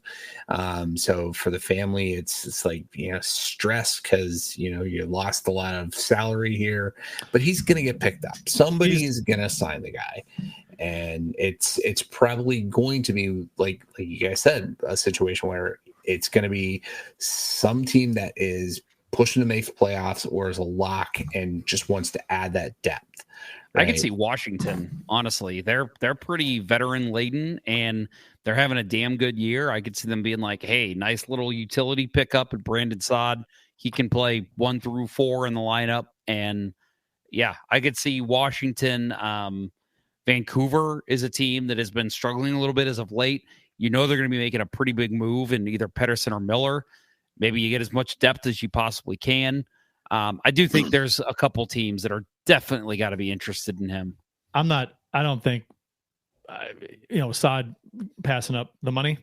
He's made over $60 million in his NHL career so far. So I think he's not, obviously if he's turning down $5 million to sign for whatever, somewhere else, to make up some of that money to try and win a cup. Obviously, if he's trying to say, well, a cup is worth $3 or $4 million to me, right? So that's when you've made $60 million over the course of your career, and he's got a few years left, probably. He'll be okay. He'll be okay. I'm a fan. I'm a fan of Saad. I wish him best, and I'm very happy with his time here at the end of the day. Right. And, for a guy that, I admittedly forgot was on the roster in the offseason, I thought he had a pretty decent, impact on this team. I think he's a good veteran presence, but yeah, he looks like he's lost a step. Mm-hmm. The production isn't there, like Army said in his presser, right? He's got 7 goals, but he scored those in 4 games. Yeah, right? He was so sporadic, and it just he's not. The other thing that I think we need to talk about, and I didn't think we had this in the outline here, but the Armstrong's comments that the reason was basically to force, if you listen to it and read between the lines, it's to force Montgomery to play Texier. Yeah, I got that sense too. He said, if the coach doesn't have the options, he's got to play him. Right. So I took away all of his options. He's got to fucking play. Why? You're the general manager. Can't you go there and say, Jim Montgomery, play Texier? Right. Give him an opportunity. Have you seen Moneyball? Yeah, but I don't think you want. I don't think you want that. I don't think you want that. I don't think you want your GM doing that. And I think and if that's the case, I don't really like it either, because it's like, dude, you hired the coach for a reason. Let him make his lineup changes. But having said that, I agree with you. And I think it's weird. I think Texier, every time he's in the lineup, I notice him. I like Texier. Yeah. I think over Saad especially, like, why is Texier not getting the minutes? He's got more jump. He's more dynamic. Right. He's stirring things up. You know, he's a better power play option. Than he's like Nathan Walker with more Foxa skill, or Sundqvist. He's like Walker with more skill. Not the toughness, but he's nonstop out there. He hustles. I will say that I did enjoy a tweet that I saw earlier today. Well, actually, it might have been on Blue Sky. I can't remember. They said, "Man, what a month for Brandon Saad. He starts the year off with a hat trick, and he ends the month with with being bought out or with terminating his contract." Like, yeah, Bill, you said it. Just kept scoreless in 40 of 43 games. Holy shit. That is goalless. Talk about inconsistency. Pointless or goalless? Goalless. Okay, goalless. Yeah. Jeez. But yeah, I total of 16 points on the season with 7 goals. 7 goals, and he's only scored in 3 games. That's mind-boggling. You stick him in on a playoff team in a playoff round and say, okay, pick out 3 games in this series and score 7 goals. Yeah, right. Right. And he's got the resume to do it. Yep. Yeah, you stick him on a third line or a second line with on a good team. He might just kind of reap the benefits of that. So we'll see. No, yeah. I'm a fan of his. I loved the signing at the time. I still love the signing. I think overall his body of work was great. Just, I don't know, maybe he just didn't work in a Montgomery system. I think with the unconditional release, right? I think this was his tenure here was very good overall. Mm-hmm. I thought because he didn't really have the last couple. I mean, this year was bad, but we don't have to suffer through next year if it's going to be worse. The last couple years of a contract are going to be bad on some of these deals, but now we're out of this, so that I'm very happy with Saad's time here. Mm-hmm. The Blues did place Marcus. How do you pronounce this? Silvergard on unconditional waivers with the intention of buying out his contract. The Blues signed him as an undrafted free agent from Sweden's Vaho Lakers last season. I will say I copied this from something. I don't think it was intention of buyout. I think it's the same thing as Saad. I think it's just a mutual agreement to terminate the contract. Okay. He was 5th on the team and with 21 points, 10 goals, 11 assists in 35 games, but never received an NHL recall. 21 points in 35 games. He was good. Yeah, I mean, it's probably a thing where he's frustrated not getting called up and he wants to go back home and play in Sweden. So, and they're probably and if you remember the conversations when he came over, it was because he was between St. Louis, like the Rangers, and some other playoff bound team, and he literally picked St. Louis because he was like, that's my best course to get to the NHL. Okay, but then the Blues went out and got Joseph and Texier. Well, actually, they already had Texier at that point, but like they went out and got a couple different guys, and then it started falling deeper down the call up list, and never got. I really thought at this point we would have seen him called up at some point because he does have a wicked release, and that's what the Blues need right now. So I expected to see him up at some point, and I'm not shocked at all that he's like, hey. You're not going to fucking call me up. I'm going back to Sweden. Sure. And the Blues got bag skated by the coaching staff. So totally deserved. Yeah, totally. Yes. So there were plenty of one-on-one battle drills, hard, heavy competing guys grinding, 2-on-2 drills. There were a set of skaters with the puck being chased from behind by another set.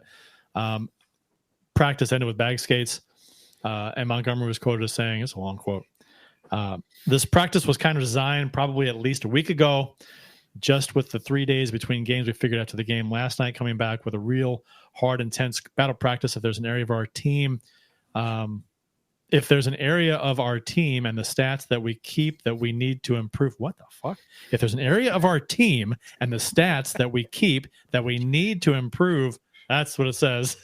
It's our battle. That's a quote from our friend Lou Korak. It's our battle percentage. And that's not only one-on-one battles, but we count second quick battles, which is you and I are in a battle, and who's the next teammate that's going to come get the loose puck. It's usually a 50-50 battle, and second teammate coming in makes it 75, 95%. It's there's a lot of a lot of X's and O's. He worked them hard. Yeah. Did you guys see any of the read? That's a hard read. So I read it on the Let's Go Blues Minute today, and yeah, I think I had to record it like 7 different times. Like, no, thank you. Nah, they worked. He kicked their ass in practice, and that's what you need to know. It probably. Did you guys watch any of the video of the practice? No, I didn't see any of it. So I think it was either Korak or it might have been Rutherford posted video, and yeah, dude, it looked brutal. As someone who's played, the highest level I ever played was high school, but we used to get bag skated. We'd get our asses kicked and have practices like this. And I remember literally guys like puking on the rink because they were so overworked. And, you probably won't see that in high school hockey anymore nowadays. But yes, I've been bag skated, and dude, your whole body. I mean, Bill, you probably the same for you, right? Like, I'm sure you've been bag skated, and it's just like, you are sore for days. Like your next game, you're still sore. So yeah, I'm sure they felt it, and they probably rested up real good today. When I played in college, it was a club team, so we didn't have, it wasn't like a sanctioned thing. And who ran the team? The players. We didn't bag skate ourselves. We didn't punish ourselves for losing. No, we just scrimmaged all the time. I'm sure I've told this story on the pod before, but CBC 1993, we lost one game in the regular season. We went down to South County Rec and lost to Fox, and the next day we had a practice scheduled at that same facility, and we got bag skated. And that was the worst thing. You start to come out, and Fox outplayed us that night, and they got some really good bounces. But yeah, we just start coming out, and you hear coach yell, "No pucks!" And you're like, "Oh shit, here it comes."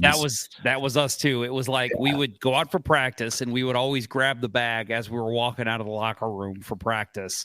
And I remember one time especially, like, I grabbed the bag, I put it on my shoulder, and he goes, "Ponder, no pucks today." And then there was just this collective, like we all knew what was coming. So yeah, I'm sure it was similar for the Blues. Like, oh fuck, we got a huge break between games here. We're gonna get our asses kicked today. Just play club sports. It's definitely a way to go. I know I will never suffer a bag skate as backup goalie for the St. Louis Force. That's true. We will never bag skate you, Bill. Okay, so yeah, we've got some areas of concern here. I think maybe we all just we all have our own thoughts here. So I think maybe we just hit them all one by one. I'll start. I don't know if you guys agree with this. Penalty kill. Jesus fucking Christ, the penalty kill lately. And so, yeah, I got a little ramble here. They've been especially awful as of late. The game against Vancouver, they allowed 2 goals on 2 opportunities, including that delay game penalty after the Blues challenged the no goal call. And I said this earlier, it makes you, as a coach, say, I can't challenge this because we'll give up another goal if I'm wrong. This month, the Blues' PK has allowed 8 goals on 22 attempts, posting a 63.6 clip, which is second worst in the NHL, only to the San Jose Sharks, of course.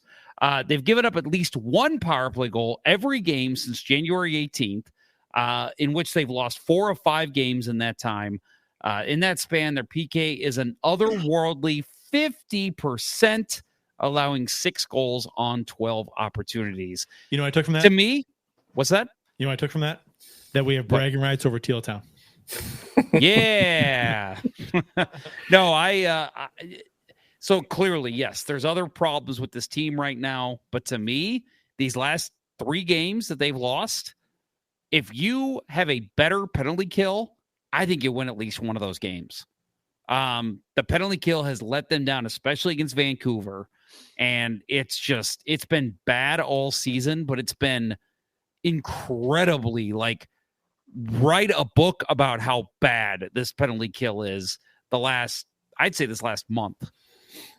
Yeah, Rivers pointed it out a few games ago, the strategy became to cut the ice in half, and that's fine if everybody's bought into it. And I think that, we've gotten back into this poor coverage around the perimeter of the net, right? Connor Garland, wide open, able to basically tiptoe behind Jordan Binnington, pull the puck from between his pads and tap the puck into the net.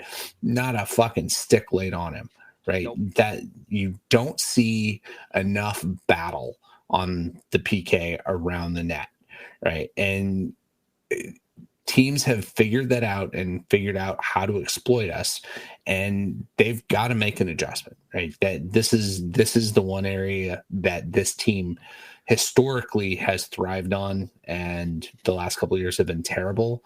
They have got to get it figured out. Are we just going down the list and just talking about whatever you want to say? Bring up whatever you want. So my areas of concern, goaltending. I think compared to last season, especially last season was very good goaltending overall, but this season let down. Have they been terrible? No. They've just been not good enough to win tight games. They haven't been difference makers. They haven't been making the fantastic saves. They haven't been, it's been a situation where, okay, wow, there was a breakdown and the goalies aren't bailing the team out. And I hate to put all that responsibility on the goaltenders, but you need that from them a certain percentage of the time. And we're not getting it enough out of them. They don't, the team's not going to be perfect in front of you. This team is not going to be perfect in front of you. If we want to make the playoffs, the goaltending has to be better. And the goaltending has to be one of the best parts of this team. And it has easily been not the best. If you get the goaltending from last season on this team, I think this team's clearly in the playoffs. Yeah, right now. I do too. Yeah, because goaltending covers up mistakes, and that's with every team. It's not like every team makes mistakes, but the good teams typically have the good goaltending that make up for the little mistakes in front of them. Right, and I think don't have the exact stat here, but the one thing where I think this has been most noticeable is in how many goals the Blues have given up after scoring. Right. Yeah. That is where I think there's got to be an advanced stat about that being a higher impact save. When you were defending, the momentum, I guess we could call it, can't say in every situation we're defending a lead, but we're defending momentum and we just give it up with the first shot, the first sequence after we score comes back the other way and is in our net. Right. It for a few weeks, it felt like that was a given that was going to happen. And, that's not just the goaltenders. Defense hasn't been helping out, but the goalies have to, at some point, become difference makers on this team. Yeah. And I think you tie in Kurt's area of concern with my first one as well. We mentioned the Connor Garland second goal on the power play. What do we always say? What does every hockey fan always say? Best penalty killer has to be your goaltender, right? Yeah. And that has just not been the case this year. Well, because you're outmanned. You're outmanned on the ice, so your goalie has to step up. Yep, and we're not seeing that right now. Bill, you have what you want to comment on? So my biggest area of concern is the power play personnel. I think that the constant selection of third and fourth line centers as your net front presence guys is backfiring. We talked about this before the show. At some point, when do you think it's going to be better for this team to go 2 defensemen, 3 forwards, and not try to constantly force this idea, especially when you got players like Perunovich and Thomas that are completely struggling, right? So you're going to put a fourth forward out there and create more turnover opportunities at the blue line. The power play personnel has got to be rationalized on this team, and I think that at some point, I think you've got your shooter in Dylan Holloway. That goal he scored against Vancouver, thing of beauty. Right? Gets open, gets the one-timer and hammers it home. Why can't you have him as your shooter on power play 1 and Bolduc on power play 2? Those are your two best left-handed shots. Kyrou is your shooter on the other side. Put two defensemen out there, and we have decent personnel. Falk, Broberg, Parayko, Fowler. Right, you don't have to have a forward trying to quarterback it from the power play or from the point when you've got a Cam Fowler who can do that. And sorry, I'll just add that for me, it's like what I was always told by my dad growing up when I'd make a mistake and I'd go do something I shouldn't do. He would always tell me, just because you can doesn't mean you should. And I think that fits in with your idea here. We were talking a little bit before the show about this. Just because you can put 4 forwards out there, you don't have to. Because you're putting out 4 forwards, you're playing a Radek Faksa, which, yes, that happened last game. You're playing a Oscar Sundqvist most of the season on your power play. No. Right. Put your 3 forwards out there, and the thing that you pride yourself on is puck-moving defensemen, right? So put 2 defensemen out there. Put Parayko and Fowler on the first pairing, and then put Falk and Broberg on the second pairing. I don't get what's so hard about that. So talking about the power play and kind of segue into offense for me. So the Blues, like, goals per period. I was looking at the goals per period, and the Blues are 12th in the NHL, the entire NHL, in goals by period in the first period. They have, it's not bad. They're that's fine. That's decent. But goals for in the second period, they are 22nd, and then goals for in the third period, they are second to last, 31st. So as the game goes on, compared to other teams in the league, they're scoring less. So and that kind of comes back, and that you could see that was a couple of games ago when the Blues had 3 power plays in the third period, and they got nothing to try and get back in the game. They're down by 2. They had 3 power plays, came up empty. So it's those second and third period goals, that are going to win you games, right? You need middle period scoring, and you need to break a tie in the third or tie it up in the third. And they're falling behind as the game goes on, apparently, according to these numbers. Yep. So, and that kind of ties into, I mean, obviously they're getting worse as the game goes on, but lately it's been a problem of going down 2-0 early in the first period. So, like, you're constantly playing the game from behind. And like you said, if you're getting worse as the game goes on and you're already down 2-0, you have no hope of winning. And their goals against, this is funny, their goals against in the first period, they are 10th in the NHL. And the goals against in the second, they are 20th. And they actually get better in the third, though, 15th, which you could interpret this way. They're trailing going into the third period. The other team kind of sits back on it and plays D, doesn't press too much. And so they're not giving up a lot in the third period. Yep. So that may explain that. But from first period to second period, they do drop quite a bit, from 10th to 20th. So as far as and again, I think we all can agree, like, if the team doesn't make the playoffs, we're not going to be upset, crying over it. We expect this team to still be in a bit of a retool, but there are holes and issues that we're noticing as trends that need to be nipped in the bud when this team's ready to compete. And like you guys said, maybe this season they're not a competing team, but when you're seeing all these issues come to fruition, it's a little troubling to see, this late in the season. Like, they should be playing their best hockey right now, and they're not. Well, and I think going into the season, like I said earlier, that this was a team that we hoped would make the playoffs. I think we're picking them to make the playoffs.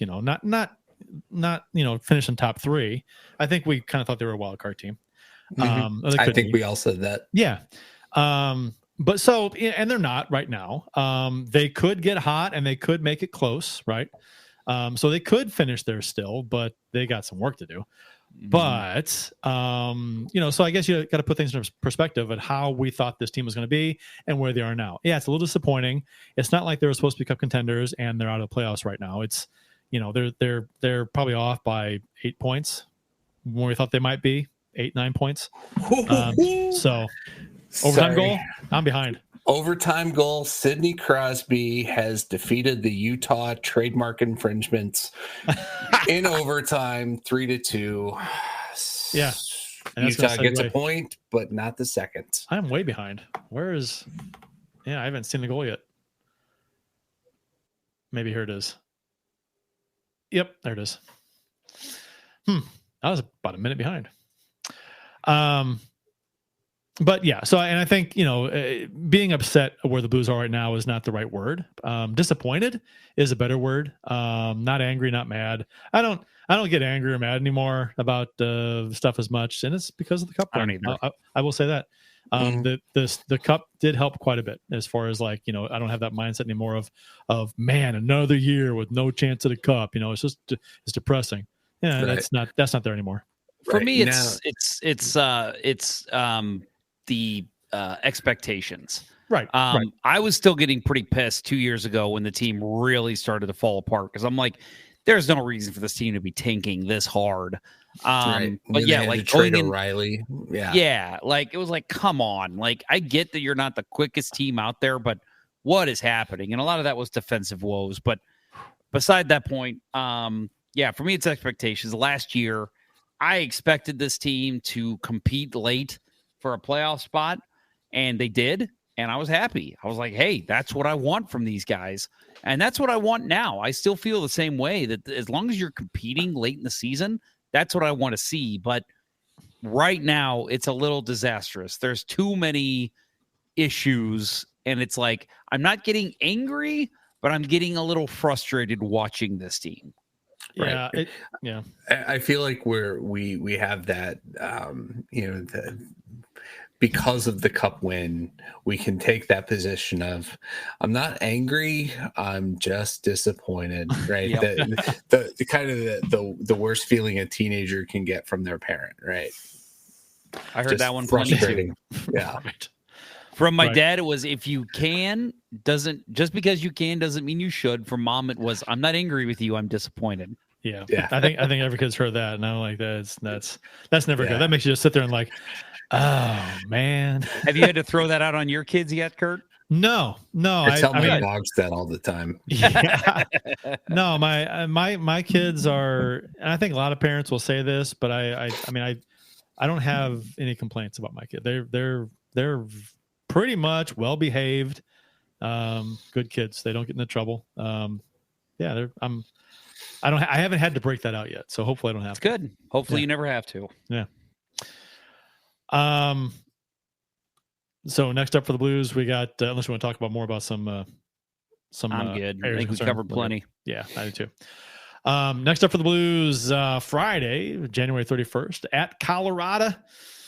And then Sunday, February 2nd at Utah. Tuesday, February 4th at home against Edmonton.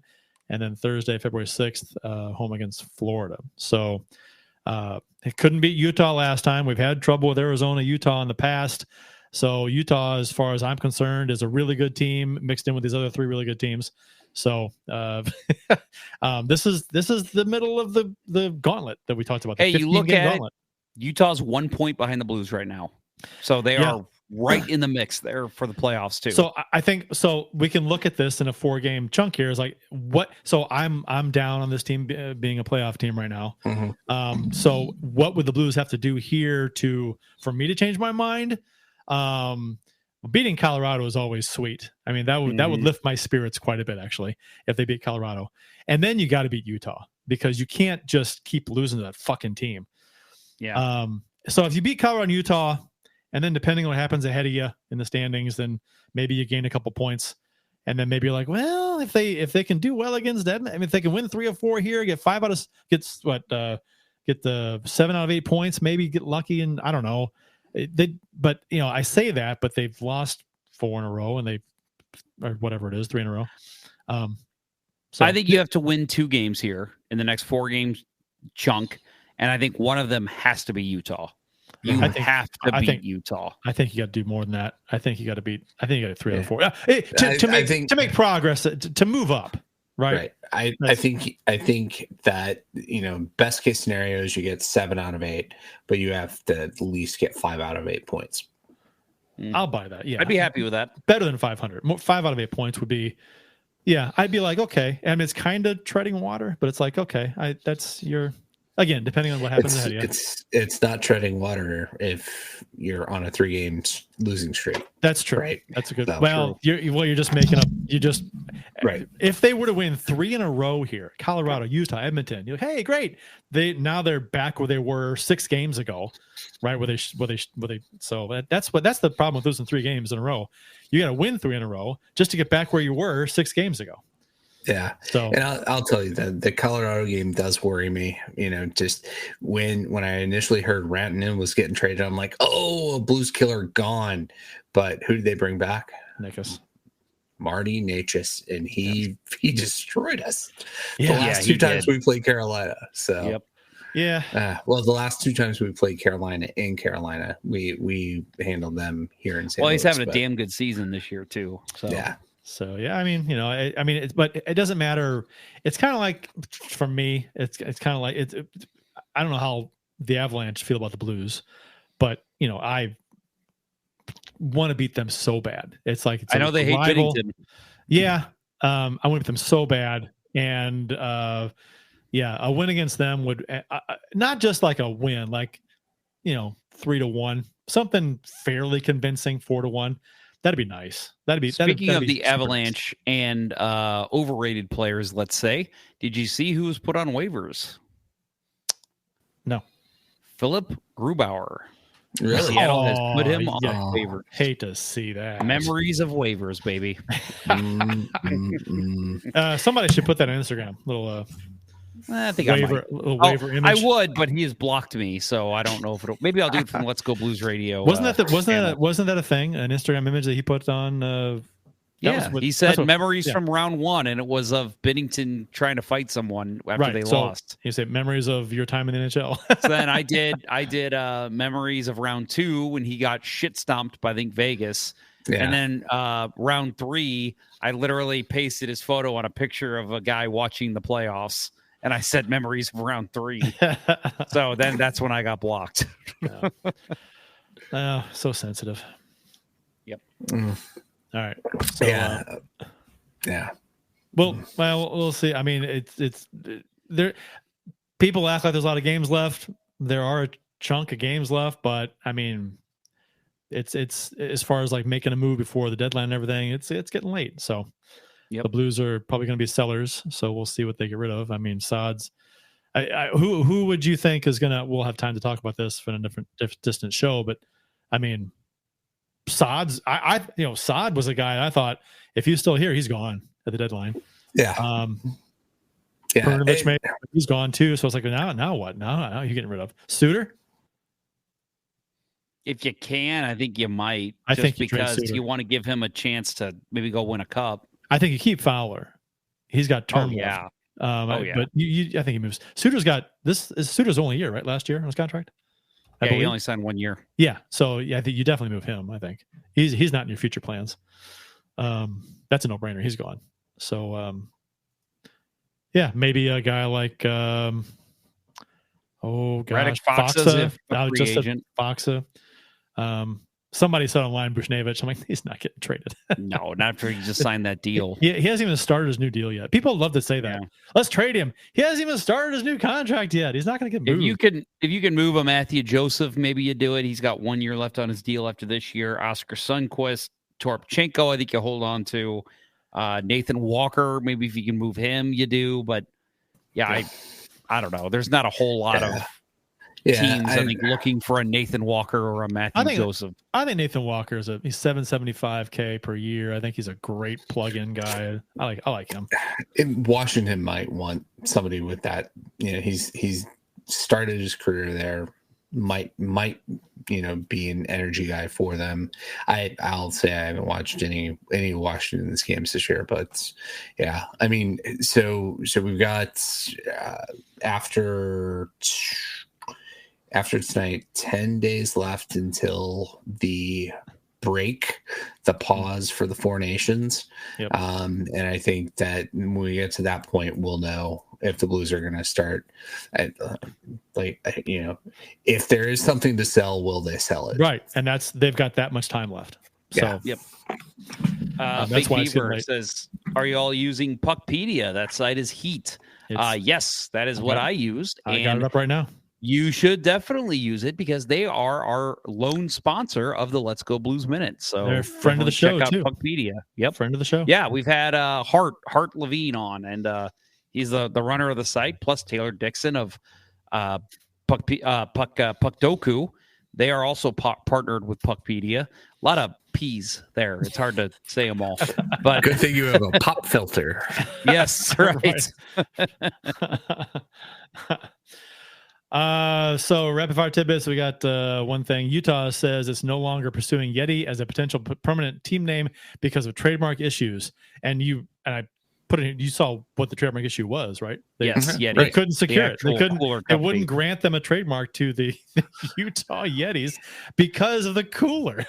Right. I think that's completely silly. Like, I just don't know how if it's like a completely made up word, like Chaz nozzle. Okay. Yeah. You trademark that word. The Yeti's how can already you a thing. trademark the word Yeti? The Yeti is already it's a fictitious animal. Or so they say. It's a fictitious being. You can't call him an animal. A beast. But yeah, that is weird to me. It's like saying you can't trademark. Yeah, I can see you not being able to trademark Yeti by itself or Yetis by itself, but you can trademark Utah Yetis. You absolutely can. So maybe they're trying to trademark Yeti by itself. Yeah, I don't know. I think that's what it was. That's ridiculous. The Blues don't have Blues trademark by itself. Right. Well, can't do that. The top three things that on the fan vote, I think all had potential trademark infringement issues.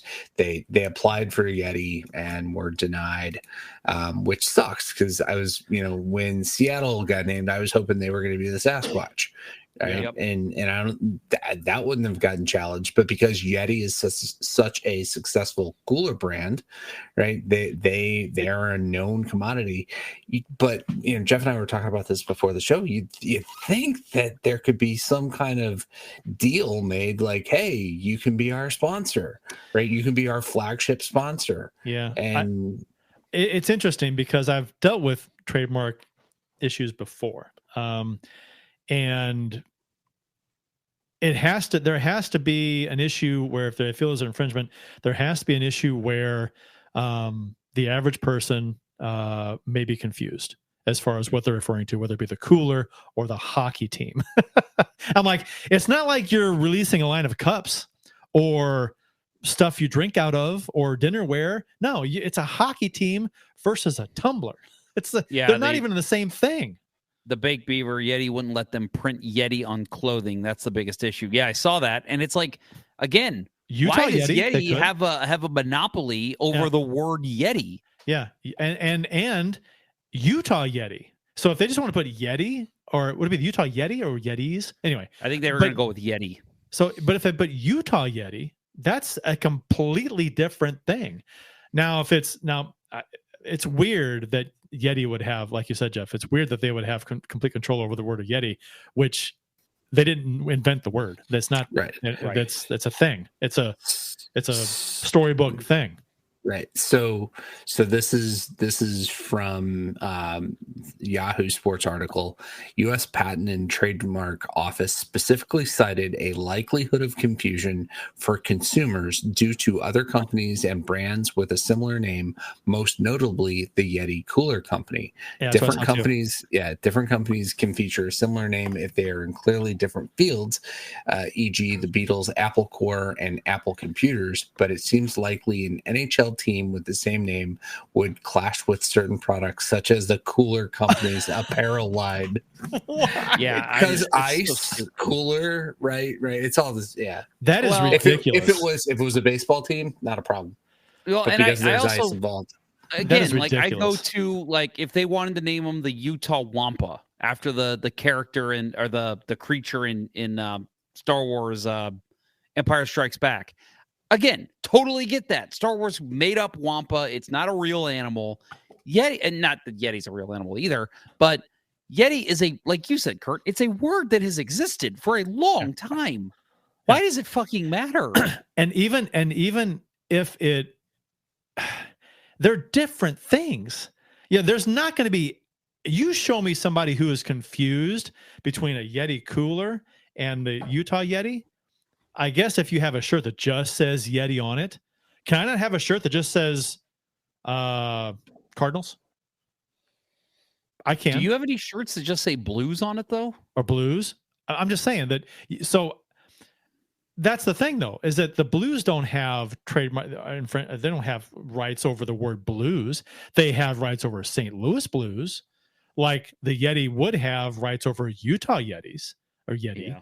You know, and the Cooler Company would, you would think they could work together and get some kind of a mutual. That'd be fantastic for both. Well, I heard that apparently Utah did.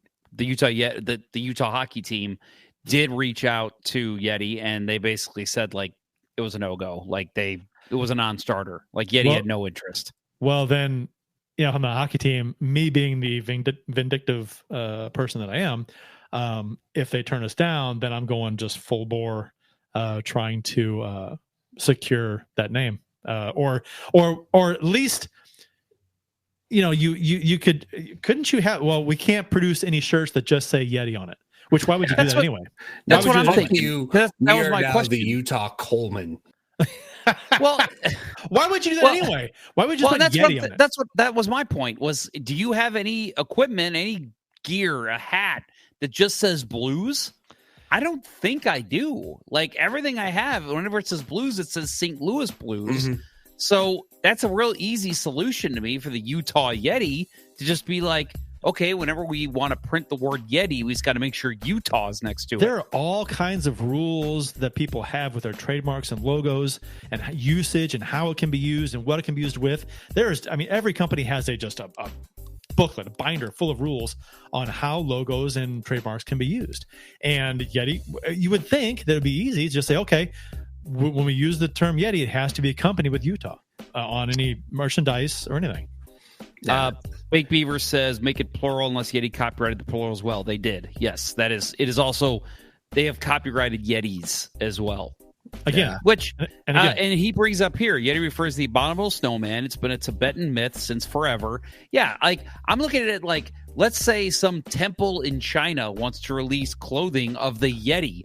They can't do that because Yeti will be like, nope, we have the clothing rights to Yeti. They're not a U.S. based company if it's over there, so I'm not sure that they have jurisdiction over that. But still, I get what you're saying. Yeah, it's weird. So what we're left with, the three options, and I think the worst case scenario is that they never adopt the nickname and stay Utah Hockey Club forever. It will forever be the Utah Coyotes if that's the case to me. Well, it's the Washington it's the Washington football team. Or was. In St. Louis, we could call them the Utah Riverports, and people would know that we're talking about the Coyotes.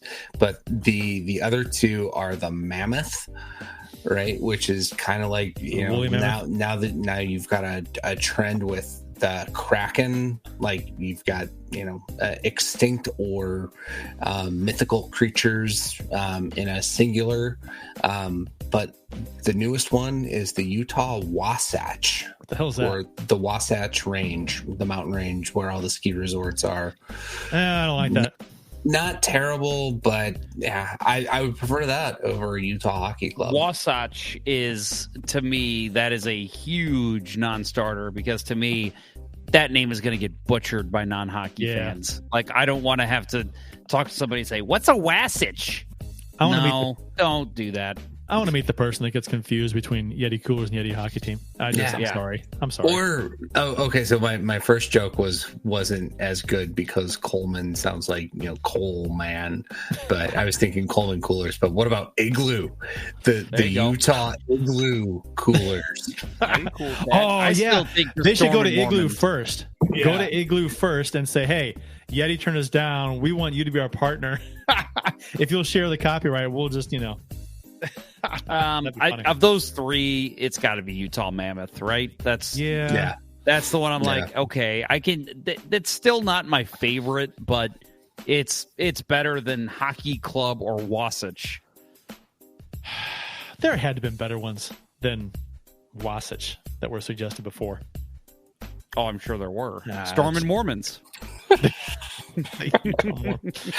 Utah Magic Pajamas. Oh, man. Okay. Well, welcome to the wonderful world of copyrights and registered trademarks. It's a mess. Like, it's a shit show. You said you've dealt with it. I've dealt with it in some past jobs I've had, and it is a fucking bear, man. There's so many legal things you got to look into. Yeah, it's not just usage of something that your company has and what you can and can use it for, on, with, how close it is to something else. It's a pain in the ass. So I mean, it's Joe Schmo, the sister wives, the Utah sister wives. Nice. Yeah. So I mean, we'll see. And the mammoth of these three is, I think, by far the best choice. It's not even close. Oh yeah. So, all right, we'll see. Well, hey, next episode, guys, episode number 500. If you are in St. Louis or surrounding areas, please come out and join us at the Geyer Inn in Kirkwood, real close to the Kirkwood Ice Hockey Rink, 220 South Geyer, 7 o'clock next Wednesday. We will get started at 7. We'll probably go hour and a half-ish. And like I said, we'll do trivia. We got plenty of fun stuff planned. We got giveaways. Going to be a lot of fun. If you're in the area, please come join us. We'd love to meet, shake hands, and kiss your babies because it'll be a damn good time. You running for office? Kissing babies? I might be. Jim Campbell ran for office. I didn't know that. I saw that when I was looking up info. Yeah. I don't think he won, but he did not. No. Camden County. Camden County. That was the ballot that you posted was Camden County. Was it Camden County? Yeah. Huh. I thought it was the Ozarks, Camden County. No? It is. Huh. I didn't know he was really. He went down there. Yeah. I thought it was in. I wasn't even paying attention. I assumed it was somewhere in St. Louis area. Huh. Interesting. I guess it pays to read.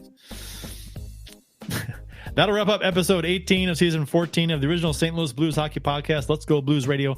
Thanks for listening, and thanks to those who participated in the YouTube and Facebook live chats during the live show. We hope you enjoyed it as much as we've enjoyed bringing it to you. For Jeff Ponder and Bill Day, I'm Kurt Price. Until next time, everyone, let's go Blues. Let's go show number 500. Let's go Blues. Let's go Blues, and show number 500, Geyer Inn next week, 7 o'clock Wednesday. See you there. The Chiefs are at home tonight against Cyanosport at the War Memorial at 8. Good seats are still available. A look at sports. I think that went very well. Thank you for listening to Let's Go Blues Radio. Now take off, hosers. Well, there's 90 minutes of your life you'll never get back. Sorry. St. Louis Blues, St. Louis Blues. Have you heard the news about our St. Louis Blues? They've only just begun, they're on their way to number one. Now there's no more blues for our St. Louis Blues. The Blues are on the ice tonight again. They're rough and tough and got the stuff to win. They'll always get one more, no matter what the score. They are quite a hockey team, my friend.